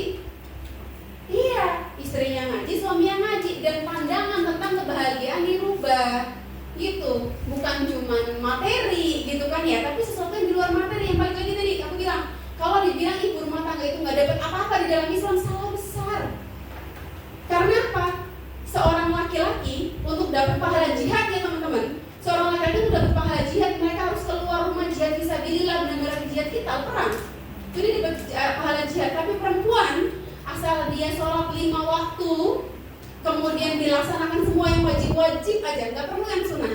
Misal dia nggak sanggup melaksanakan yang sunnah, cukup dia sholat 5 waktu, dia puasa Ramadan, yang wajib semua terpenuhi, dan dia taat sama suaminya, dia meninggal, Allah izinkan dia masuk surga lewat pintu mana saja yang dia kehendaki.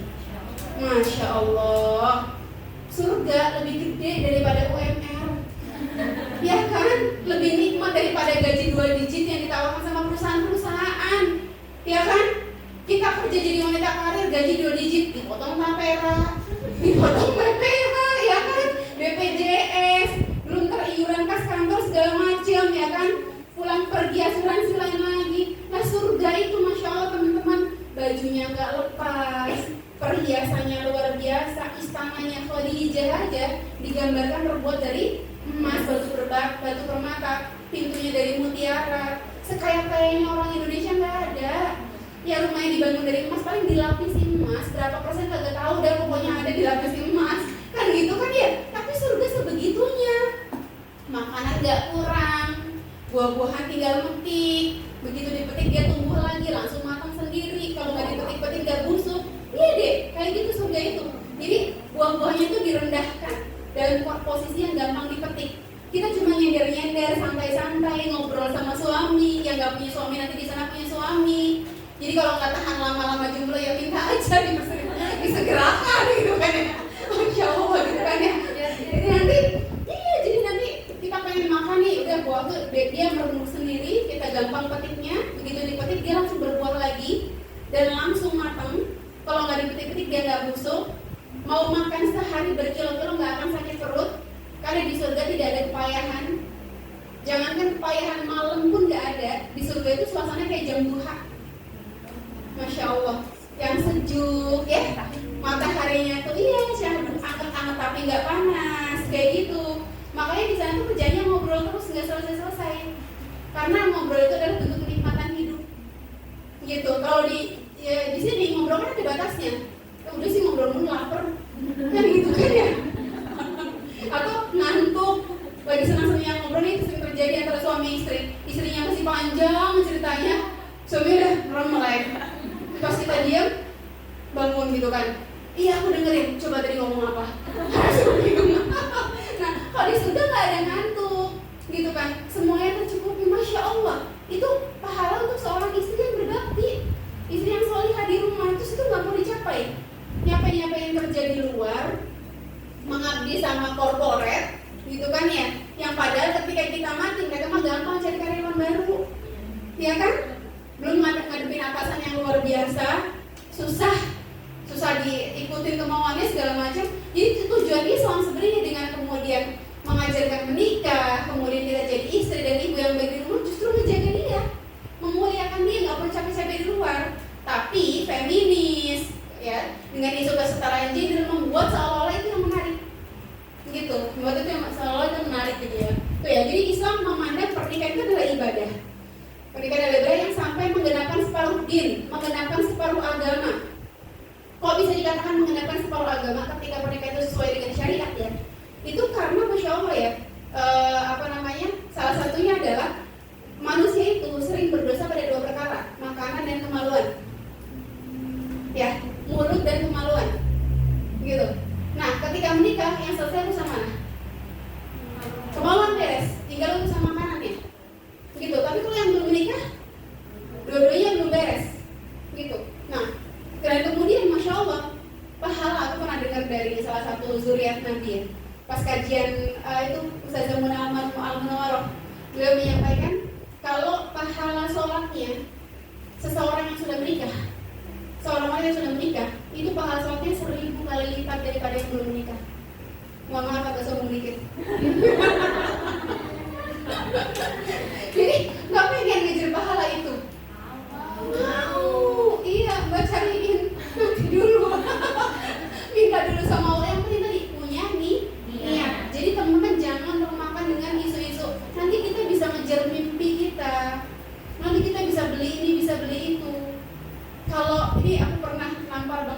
pernyataan dari salah satu temanku di Uri.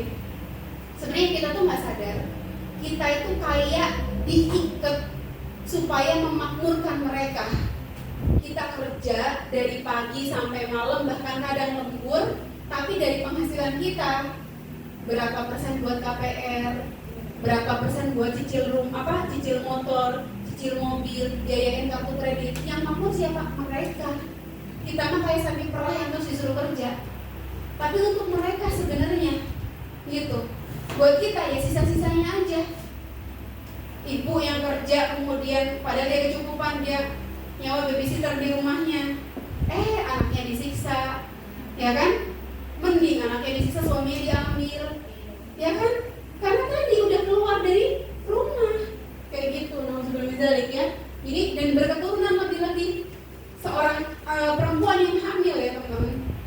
Itu masya Allah kabar gembira yang Allah sampaikan, ketika seorang perempuan hamil itu dia selalu didampingi malaikat dan doa-doanya itu diaminkan. Dan ketika dia melahirkan, kalau dia kemudian qadarullah-nya itu meninggal pada saat melahirkan, tercatat sebagai mati syahid. Masya Allah sebegitu tingginya penghargaannya sebenarnya. Dan ketika misalnya dia hidup dan dia bisa mendidik anaknya dengan baik gitu ya, jadi anak yang taat sama syariat, itu jadi aset dunia akhirat. Bukan cuma aset dunia yang nanti ketika anaknya gede bisa ngasih gaji ke orang tua, bukan. Tapi ketika si ibu ini meninggal, sudah berkalang tanah berpuluh tahun, anaknya masih ngirimin pahala. Kan ini yang dimau kan? Kayak gitu. Oke lanjut, ada lagi slide-nya. Apakah tujuan kita di dunia? Nah ini tadi sudah dibahas. Apakah tujuan kita itu hanya mengejar materi gitu ya? Apa sih yang kita kejar untuk naik ke bagian? Jadi tujuan hidup kita di dunia, kalau tadi kalimat perempuan-perempuan yang memutuskan untuk tidak menikah, seolah-olah tujuan kita di dunia adalah untuk sukses. Dan sukses itu hanya dari sisi karir, hanya dari sisi uang. Tapi ternyata di Quran surat Az-Zariyat ayat 65 kan sudah Allah sampaikan, tidaklah aku ciptakan jin dan manusia kecuali untuk beribadah kepadaku. Tujuan kita adalah ibadah. Jadi teman-teman memutuskan untuk menikah atau tidak menikah, basicnya bukan demi karir atau demi yang lain, tapi menikah atau tidak menikah adalah untuk ibadah. Gitu. Menikah itu untuk ibadah teman-teman, gitu kan ya. Jadi bukan untuk bahagia, bukan. Karena kalau menikah untuk bahagia nanti teman-teman kecewa.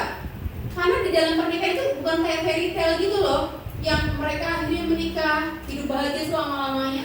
Enggak. Di dalam pernikahan itu mereka akhirnya menikah, ketika bahagia mereka bersyukur, ketika diuji mereka bersabar. Itu pernikahan, bahagia selama-lamanya di surga gitu.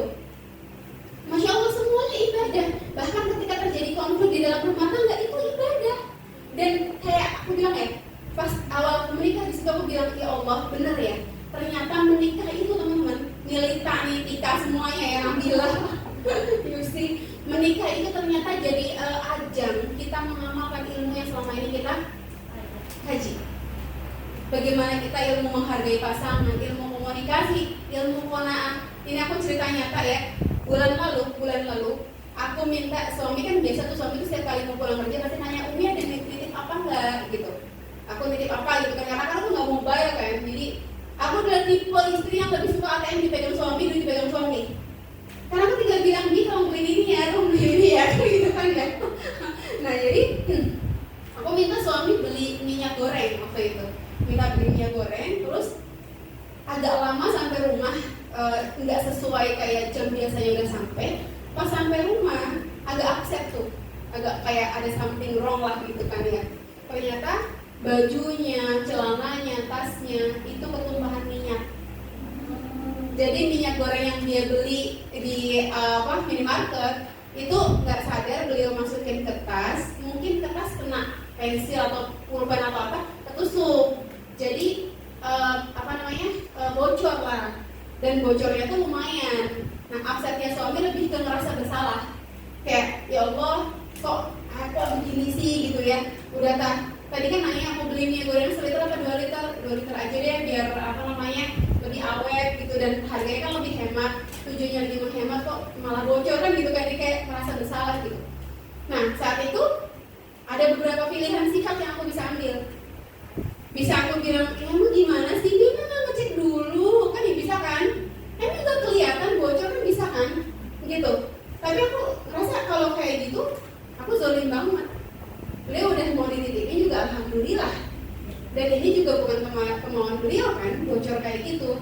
dan sepanjang jalan nahan baju yang ketumpahan minyak itu kan nggak enak, gitu kan ya. Nah akhirnya yang aku bilang apa? Aku bilang, oh ya udah nggak apa-apa, Abi ganti baju, mandi, ini aku yang urus. Tapi ini bisa-bisanya kayak gini gimana ya? Aku bilang, ya udah nggak apa-apa. Berarti mungkin yang Allah ridho jadi rezeki kita hanya yang tersisa. Itu lumayan, kayak 400-500 mili mungkin yang kebuang. Aku bilang, aku cuma berdoa semoga dengan ini Allah mensucikan rezeki kita, Bi, supaya yang tersisa ini yang lebih berkah buat kita. Mungkin itu enggak berkah. Suami adem enggak? Adem. Damai enggak? Damai, kan gitu kan ya. Dan Masya Allah enggak berhenti sampai situ teman-teman. Aku bilang kayak ini yang tumpah mungkin sekitar 500 milian kayaknya. Aku bilang gitu. Berapa hari kemudian ada teman datang, Bogi aku mau main dong Pak, boleh nggak Mbak, pengen ngobrol-ngobrol. Oh iya boleh, datang aja. Dia datang, dia bawa satu dus sembako. Salah 2 dari sembakonya isinya minyak goreng 4 liter. Minyak goreng 4 liter ditambah dengan yang lain-lain, ada beras, ada telur, ada segala macam yang nggak pernah aku pikirin. Dan sepulangnya temanku itu aku bilang sama suami, aku yakin yang kemarin tumpah 400 ml. Kenapa? Kan Allah menjanjikan satu kebaikan dibalas 10. Yang datang minyaknya 4 liter, aku bilang. Tuh, Masya Allah kan, diganti kan? Bukan? Itu Masya Allah itu kalau misalnya kita tidak terbiasa mengaitkan itu sama Allah, tadi berantem, ya kan? Dan Allah nggak ganti, aku yakin nggak ganti. Tapi ini ganti loh, kayak ya Allah tanpa beli kan gitu kan ya? Itu hal-hal yang ketika kita belum nikah, mungkin oh itu aku bisa kayak gitu, pas nikah susah teman-teman. Iya, nggak keingetan kayak gitu. Jadi Masya Allah itu bentuk di dalam sebuah pernikahan itu banyak ibadah yang harus kita kita lakukan gitu. Oke ya. Jadi yang kita kejar bukan hanya materi tapi keridhaan Allah teman-teman. Bagaimana yang penting Allah ridho gitu. Termasuk ketika kita diuji, ada yang diuji masih ekonominya bermasalah segala macam gitu kan ya.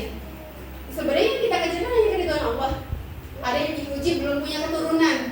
Sampaikan ya Allah, kalau memang sampai saat ini Engkau memuji kami dengan gak punya keturunan, aku ridho selama Engkau gak murka. Kayak Rasulullah ketika ditolak dakwahnya di Taif, kan Rasulullah kemudian nangis ya, beliau berdarah-darah, kemudian beliau berdoa, ya Allah, entah kepada kaum yang mana akan Engkau berikan akan Engkau bukakan jalan dakwah ini. Aku gak peduli mau pada kaum yang dekat atau kaum yang jauh, aku nggak peduli ya Allah, selama Engkau ridho. Jadi ketika teman-teman kepengen menikah tapi belum kunjung dapat jodohnya gitu kan ya, sampaikan sama Allah, ya Allah, kalau memang ini yang jadi ujianku dan ini yang Kau mau, aku ridho selama Engkau nggak murka. Di situ ketika nilai ikhlas itu kita dapat, pertolongan itu kencang kayak gitu ya. Oke, lanjut.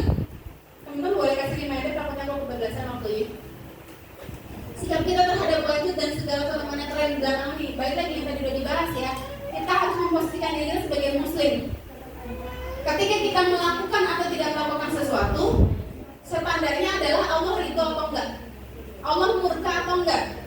Aku belum punya pacar, bukan pacar ya, aku belum punya suami, standarnya bukan aku pengen menikah supaya aku nggak malu, supaya aku nggak ditanyain lagi, nggak stres lagi kalau lebaran gitu kan ya, ditanya mana gitu kan, nih loh temenmu udah gendong anak 2 gitu ya, gendong anak aku juga bisa ya kan. Aku dulu pernah sampai waktu ditanya kapan nih, kapan undangannya gitu, kapan nyebar undangannya, aku sampai titik yang aku bilang emang kenapa sih main luar kondangan, kalau kondangan sekarang aja sini nggak apa-apa gitu kan ya, karena titik yang udah kayak itu kan pertanyaan takdirnya kita juga nggak tahu kan ya. Itu sampai titik yang nggak apa-apa ya Allah, kalaupun jodohku nggak ada di dunia, ada di hati, nggak apa-apa selama Kau ridho gitu. Insya Allah kita akan ada di ranah syariat. Karena kalau kita patokannya bukan itu, patokannya malu, ntar dibilang nggak laku segala macam, akhirnya menghalalkan segala cara.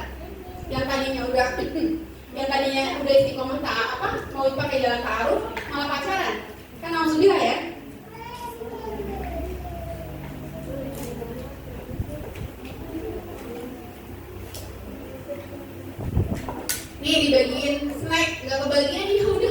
ya Allah, yang penting power gitu. Masya Allah. Ketika misalnya teman-teman ternyata oh ya udah Allah datangkan jodohnya gitu kan ya, menikah, oh dapat ujian, suaminya ternyata pas tahu kayaknya solid banget, tapi pas udah nikah kok sholat subuhnya masih harus dibangunin, kadang masih telat, kadang masih belum bisa komunikasi yang baik sama istri. Jangan langsung cancel minta retur, kagak gitu ya. Tapi balik lagi, ya Allah kalau memang ini ujian bagiku, aku ridho. Berarti engkau mau ini jadi ladang pahala. Karena suami itu saling melengkapi kan, pakaian satu sama lain kan. Kayak gitu, gimana caranya kemudian membahasakan ke suami gitu. Tapi kayaknya kita harus memperbaiki kualitas ibadah kita sama Allah deh gitu. Ya kita sih sholat 5 waktu gitu, cuman kayaknya selalu buru-buru ya kalau habis ke masjid ya gitu. Besok kita bangun lebih awal ya, nanti aku yang bangunin. Kan enak kan, ketimbang giliran ta'aruf jaganya keren banget casingnya, udah nikah kayak gini ya kan, yang ada udah gengsinya udah makan duluan suami kan, udah makan gengsi duluan. Jadi semuanya harus dibalikan, yang penting Allah ridho. Apalagi menghadapi fenomena poin itu tadi, apakah harus aku menunda pernikahan? Dan kalau memang sudah siap, apalagi datang jodohnya gitu kan ya, kan sampai dikatakan ketika datang seorang laki-laki meminang seorang perempuan yang dia baik agama dan akhlaknya, tapi kemudian tidak diterima, maka akan terjadi kerusakan besar di muka bumi, akan terjadi fitnah kayak gitu. Dan ngerinya sekarang banyak banget orang tua yang lebih senang anaknya punya pacar ya, anaknya punya pacar karena ngerasa tertutupi aibnya di depan masyarakat, anak gue laku gitu kan ya, ketimbang punya anak yang kemudian dia menjaga diri, nggak kelihatan ada cowok yang nyamper kayak gitu. Padahal masya Allah kalau kata Ustadz ya, ketika seorang tua nih, ada orang tua yang anaknya dijemput sama pacarnya, dia bilang jalan dulu ya, nanti jam 9 balik pulang. Oh iya silahkan. Ya dia sudah harus siap ketika anaknya dizinahi sebenarnya, karena sudah dijemput sama yang bukan mahram. Ya tapi kan pulangnya sebelum jam 9. Lah emang sebelum jam 9 nggak bisa terjadi apa-apa? Ya kan? Sekarang jam berapapun bisa terjadi, kan gitu kan? Maksudnya misalnya ya. Jadi balik lagi sikap kita terhadap fenomena adalah jangan latah teman-teman, jangan latah, cek. Oh ini esensinya apa? Oh bagaimana syariat memandangnya? Bikin Allah ridho atau kalau Allah murka? Kalau ridho ambil, kalau Allah murka tinggalkan, kayak gitu. Oke, lanjut. Karena ini ya teman-teman ya, Masya Allah di Quran Surat Al-Isra ayat 36 disebutkan, dan janganlah kamu mengikuti apa yang kamu tidak mempunyai pengetahuan tentangnya. Nih, jangan latah. Kan paling masih banyak gitu. Jangan ikuti apa-apa yang kamu tidak mengetahui tentang, yang tidak punya pengetahuan tentangnya. Sesungguhnya pendengaran, penglihatan dan hati semuanya itu akan dimintai pertanggung jawaban. Apalagi kalau kita melihat tentang saudara-saudara kita di Gaza ya, mereka itu Masya Allah gak punya pilihan yang enak, tapi mereka itu akan semua ketetapan Allah. Mereka tetap nikah nggak? Nikah. Tetap punya anak nggak? Punya anak. Bahkan di tengah situasi perang, bahkan wanita-wanita Gaza itu terkenal dengan kesuburan ya. Sekali punya anak kembar 3, kembar 5, kan gitu kan ya. Padahal kalau dilihat dari sisi materi, ada jaminan nggak mereka bakal survive? Bahkan setelah dibombardir selama 9 bulan ini, pas pada saat masih 7 bulan aja dikatakan butuh kurang lebih berapa ratus triliun dan butuh waktu kurang lebih 70 tahun kan untuk memulihkan Gaza kembali. Tapi mereka nggak putus asa tuh, ada yang nikah di tenda pengungsian gitu kan. Malulah kita kalau hanya sekedar nanti mau nikah nunggu punya rumah, punya mobil, punya tabungan yang cukup, seolah-olah rezeki itu adalah kita yang atur. Padahal sebenarnya ketika Allah menitipkan anak pada kita itu udah ada rezekinya. Yang sering saya sampaikan, aku nih mau nitip Hasan Ais aja pasti aku bawain bekalnya gitu. Ini jajanannya ya, ini kalau nanti mereka minta makan, ini aku udah bawain ya, ini minumnya, bener nggak? Ini aku manusia yang punya banyak kekurangan. Masa Allah nitipin anak sama kita, Allah nggak kasih bekal? Kurang ajar banget kita sama Allah nganggapnya begitu gitu. Padahal Masya Allah yang ada ketika orang tua punya anak, sering banget loh kejadian orang tua nebeng sama anaknya. Contohnya uang THR lebaran, ya kan? Yang dikasih siapa? Jomblo-jomblo yang kemarin pada silaturahim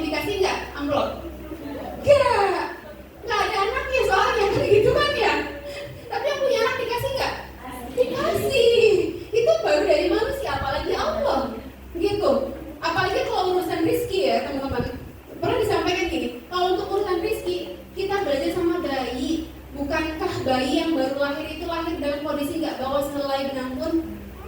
Dia nggak bawa baju, nggak bawa tas, nggak bawa koper, nggak bawa uang.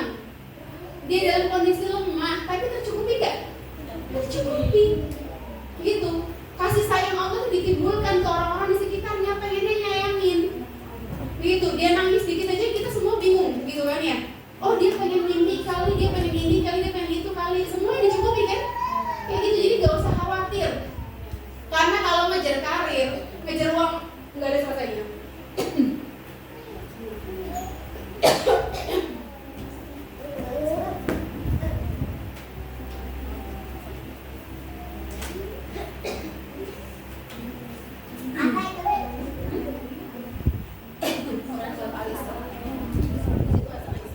Oke ya, sampai sini kali ya, biar ada tanya jawab, ya.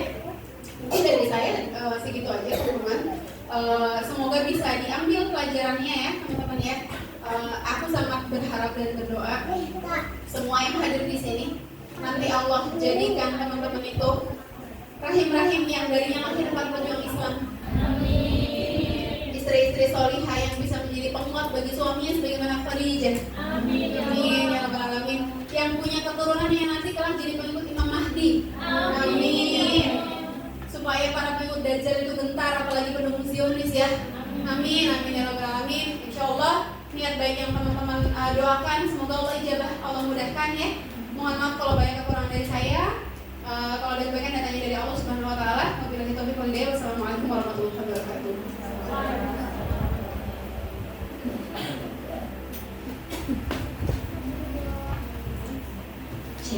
Masya Allah ya teman-teman, materi dari Mbak Ugi. Kayak intinya tuh semua tergantung tujuan kita, yang tujuannya itu hanya mencari ridhonya Allah. Nah, kita kasih kesempatan buat yang mau bertanya, satu orang. Ada teman-teman yang mau bertanya? Silakan. Jangan malu-malu.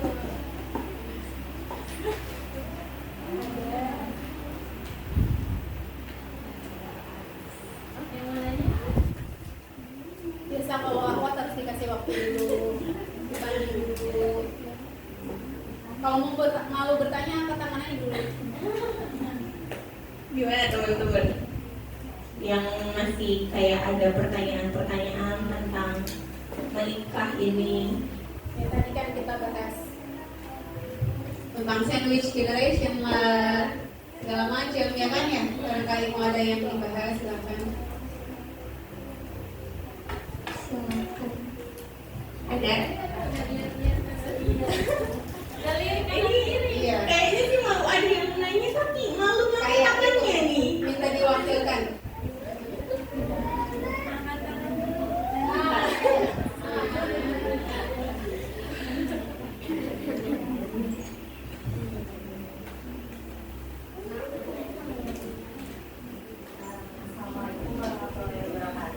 Waalaikumsalam warahmatullahi wabarakatuh. Perkenalkan, nama saya Rina, saya dari Kalimantan, dari Cengkareng. Di sini saya mau tanya karena memang saat ini saya lagi alami banget. Jadi gini, Ibu, saya kan punya pasangan nih saat ini. Terus pasangan saya itu udah ada di titik yang ngajakin saya tuh serius. Beliau minta kalau bisa di tahun 2025 tuh mau nikahin saya gitu. Tapi saya sebelumnya itu saya pernah pacaran. Nah, pacar saya itu selingkuhin saya gitu. Oh, Masya Allah. Nah, terus jadinya kan setelah saya makin kesini tuh makin banyak banget yang memang selingkuh juga. Dan memang di lingkungan kantor tempat saya bekerja juga banyak orang yang sudah menikah, namun mereka ada yang selingkuh sesama teman kantor gitu. Nah, jadi saya tuh kayak makin mikir gitu gimana ya, sedangkan saya tuh nggak mau nanti saya salah ambil langkah atau gimana. Nah, pertanyaan saya, bagaimana cara untuk saya meyakinkan diri saya dengan apa yang tapi kayak saya tuh masih ada rasa takut atau rasa trauma gitu. Ya, terima kasih. Mbak Erlina ya.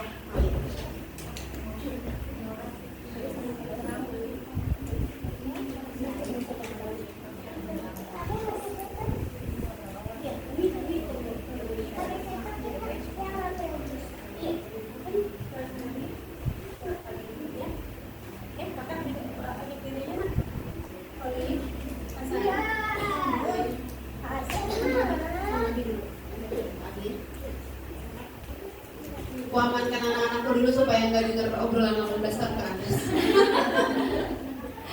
Masya Allah. Ya, Mau langsung jawab apa ada lagi? Ada lagi? Ya, Sudah cukup? Yang lain? Yang lain? Biasanya kalau satu udah keluar tuh boleh. Makasih ya. Ada lagi? Kalau nggak ada aku jawab dulu berarti. Boleh dijawab dulu. Iya, boleh. Ya, Mbak Erlina ya. Ini tadi ya yang kita bahas ya, berarti faktor kayak trauma gitu ya, Mbak. Yang sekarang pacaran atau taruh, Mbak? yang sekarang nggak pacaran juga, jadi dibilang taruh juga enggak, pacaran juga enggak. Oke. Iya. Terus calonnya ngaji, Mbak? Dia ada guru fikihnya juga gitu. Jadi kan beliau tuh bilang sama saya kalau udah ada niat untuk menikah kan nggak boleh ditunda-tunda gitu. Nah sedangkan saya tuh kayak masih ada rasa, saya masih kayak ada rasa perasaan ke yang mantan saya sebelumnya gitu.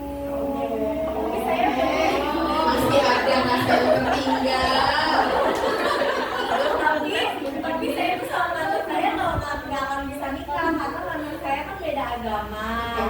Jadi Temboknya terlalu tinggi. iya. Jadi ya udah gitu. Nah tapi saya udah terkenal sama yang saat ini. Kalau saya masih ada perasaan sama yang sebelumnya. Oke, ya. Ya, Masya Allah, Mbak. Alhamdulillah, makasih Mbak sudah mau terbuka gitu ya, Mbak Erlina ya.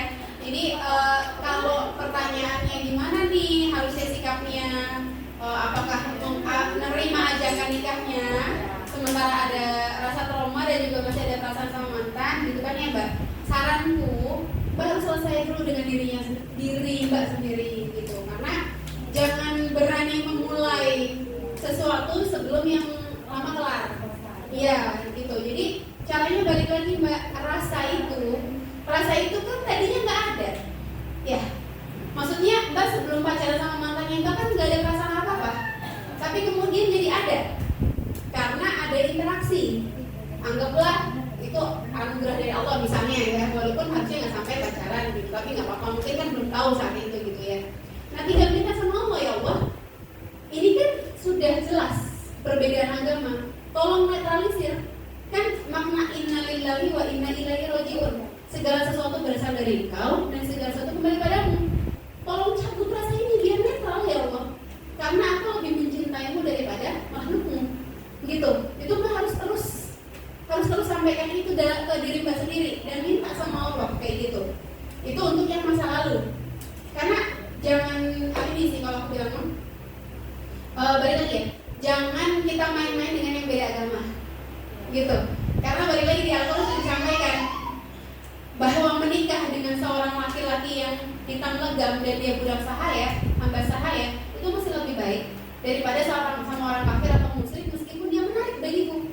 Karena tujuan pernikahan itu kan ibadah. Gimana mau ibadah kalau beda agama? Gitu. Ketika terjadi konflik, kalau kita servernya sama aja, sumbernya dari Al-Quran, kita harus merujuk ke Al-Quran yang sama pun masih bisa ada konflik dan gak selesai. Apalagi satu merujuk ke Al-Quran, satu merujuk ke yang lain. Kayak gitu. Jadi bahagia itu gak akan didapat, itu hanya langsung Mbak. Kalaupun sekarang lihat banyak banget pasangan-pasangan yang menikah beda agama dan terlihat bahagia saat ini, gitu. Dan tujuan rumah tangga seorang muslim itu nggak berakhir di dunia Mbak, tapi sampai ke surga, gitu. Jadi kehidupan suami istri itu di dalam agama Islam itu nggak cuma berhenti sampai kakek-kakek, nenek-nenek, atau sampai mau memisahkan, enggak. Maupun nggak bisa misahin, karena setelah berpisah nanti ketemu lagi di surga, dilanjutkan lagi. Pengennya begitu kan? Tapi kalau sama yang beda agama kan nggak bisa. Insya Allah kalau akidah ini terpajang kuat di Mbak, udah nggak akan ada rasa lagi. Kayak gitu. Itu untuk yang masa lalu. Terus untuk yang sekarang gimana Mbak?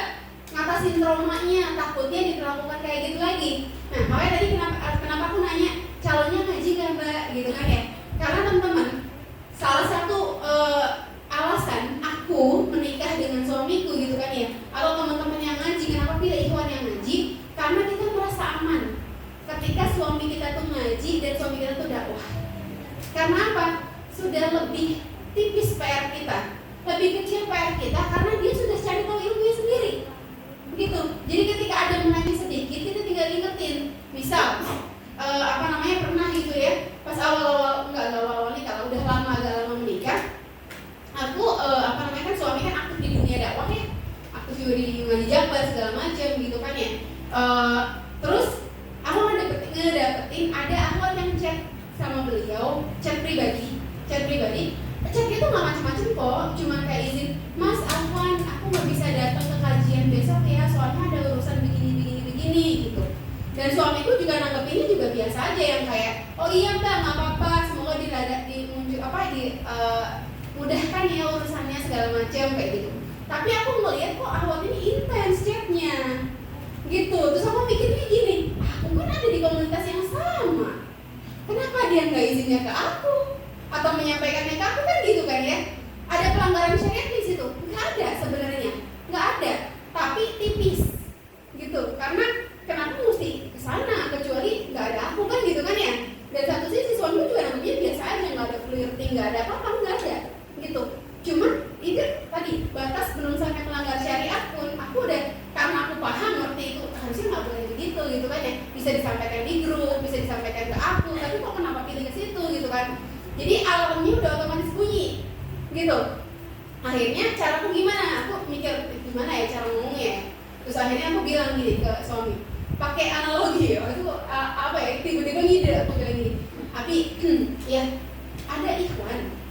Kalau ini aku nanya dulu nih ya, jangan marah, aku bilang gini, kalau ada ikhwan, dia sering chat aku nih, dia sering chat Umi, aku bilang, dia sering chat aku, tapi nggak melanggar syariat kok bahasanya, dia cuma bilang nggak bisa datang ke kajian gitu.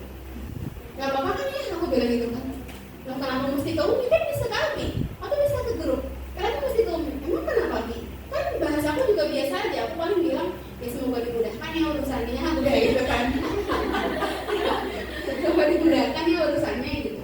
Nggak apa-apa kali ini kan tujuannya cuma minta izin aja, mungkin sungkan kali, kalau enggak Abi nggak rela. Sampaikan ke dia, jangan WhatsApp ke kamu langsung, WhatsApp ke aku.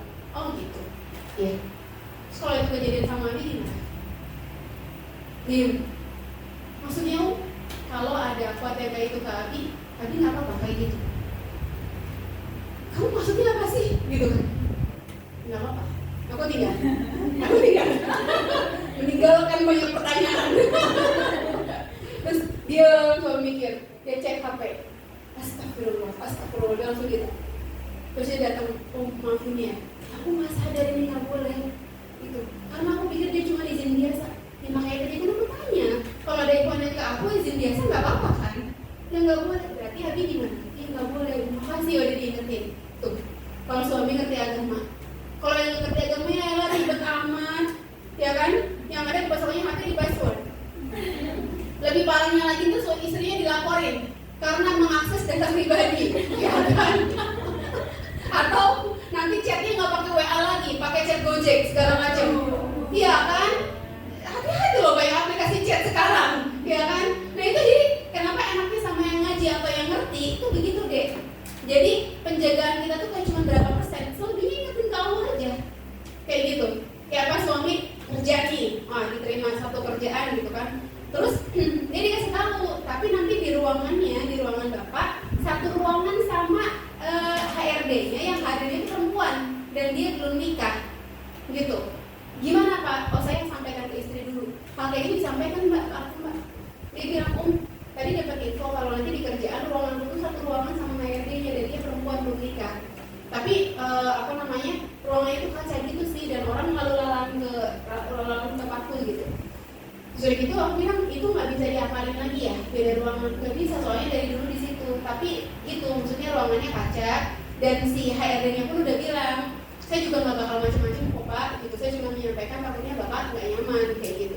Dan semuanya interaksinya terbuka, bahkan suamiku bilang nanti kapan-kapan aku ajak teman-teman main ke rumah ya biar kenal sama kamu, dan aku juga selalu cerita tentang istriku ke si perempuan itu gitu. Kan jadi nggak repot kan kitanya kan. dan aku pun tenang gitu.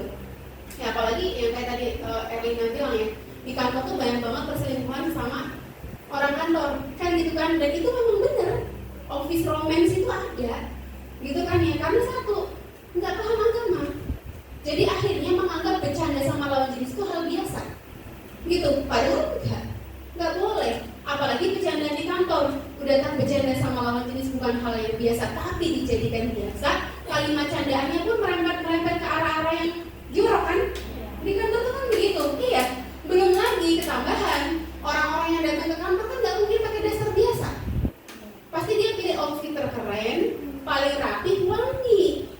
Nah, si istri di rumah nggak nyadar akan potensi bahaya tadi. Suami di kantor ketemu sama yang glowing, yang wangi, yang bersih, yang rapi, pulang ke rumah buka pintu istrinya pakai daster penitinya 6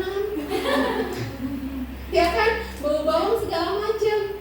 Nah, terus gimana bacanya? Islam ngajarin itu semua. Makanya aku saranin deh Erlina sama calon suaminya belajar tentang pernikahan, tentang hak dan kewajiban suami istri itu dulu deh. Kalaupun misalnya belum ngaji ke yang lain gitu kan ya, tentang ilmu pernikahan. Barusan kemarin Bima di Jabar ngadain kelas pernikahan. Itu situ bekal banget tuh sebenarnya. Nanti ada lagi mungkin beberapa bulan. Di situ dibahas tentang kewajiban suami istri, manajemen konflik, terus kemudian ekonomi segala macam itu dibahas di situ. Minimal baca itu dulu deh, atau beliin buku ke calonnya, atau dia suruh beli sendiri. Ini menjadi suami seperti Nabi, karyanya Ustaz Herbi bilang. Ntar boleh japri aku deh nama judulnya apa. Dia pelajari supaya kita tenang, karena yang ngejagain dia itu Allah. Kita hanya reminder aja, kayak gitu ya. Karena nggak ada jaminan seseorang tuh akan baik ketika kita hanya mengandalkan pada kemampuan kita ngawasin dia, enggak. Tapi Allah yang punya pengawasan 24 jam, kayak gitu ya. Semangat ya Lina, dan terus ngaji Umatul Solihat biar nanti bisa sharing-sharing sama teman-teman ya. Oke? Dan dari saya itu semoga menjawab. Assalamualaikum warahmatullahi wabarakatuh. Waalaikumsalam warahmatullahi wabarakatuh. Ya Kak Erlina, semoga penjelasan dari Bogi tadi ngejawab kegelisahannya tadi. Dan Masya Allah ya teman-teman, itu semua materi yang dari Bogi, daging semua, dan bisa jadi tambahan ilmu buat kita mempersiapkan pernikahan kita nanti. Jazakallah khair Bogi, udah nyebutin waktunya untuk kita, dan jazakallah khair untuk teman-teman semuanya. Semua kebaikan datangnya dari Allah dan kesalahan datangnya dari aku pribadi. Kita tutup kajian hari ini dengan istighfar 3 kali. Astagfirullahaladzim, astagfirullahaladzim, astagfirullahaladzim. Kafaratul majlis. Subhanakallahumma wa bihamdika asyhadu an la ilaha illa anta astaghfiruka wa atubu ilaik. Dan alhamdulillahirabbil alamin. Wassalamualaikum warahmatullahi wabarakatuh.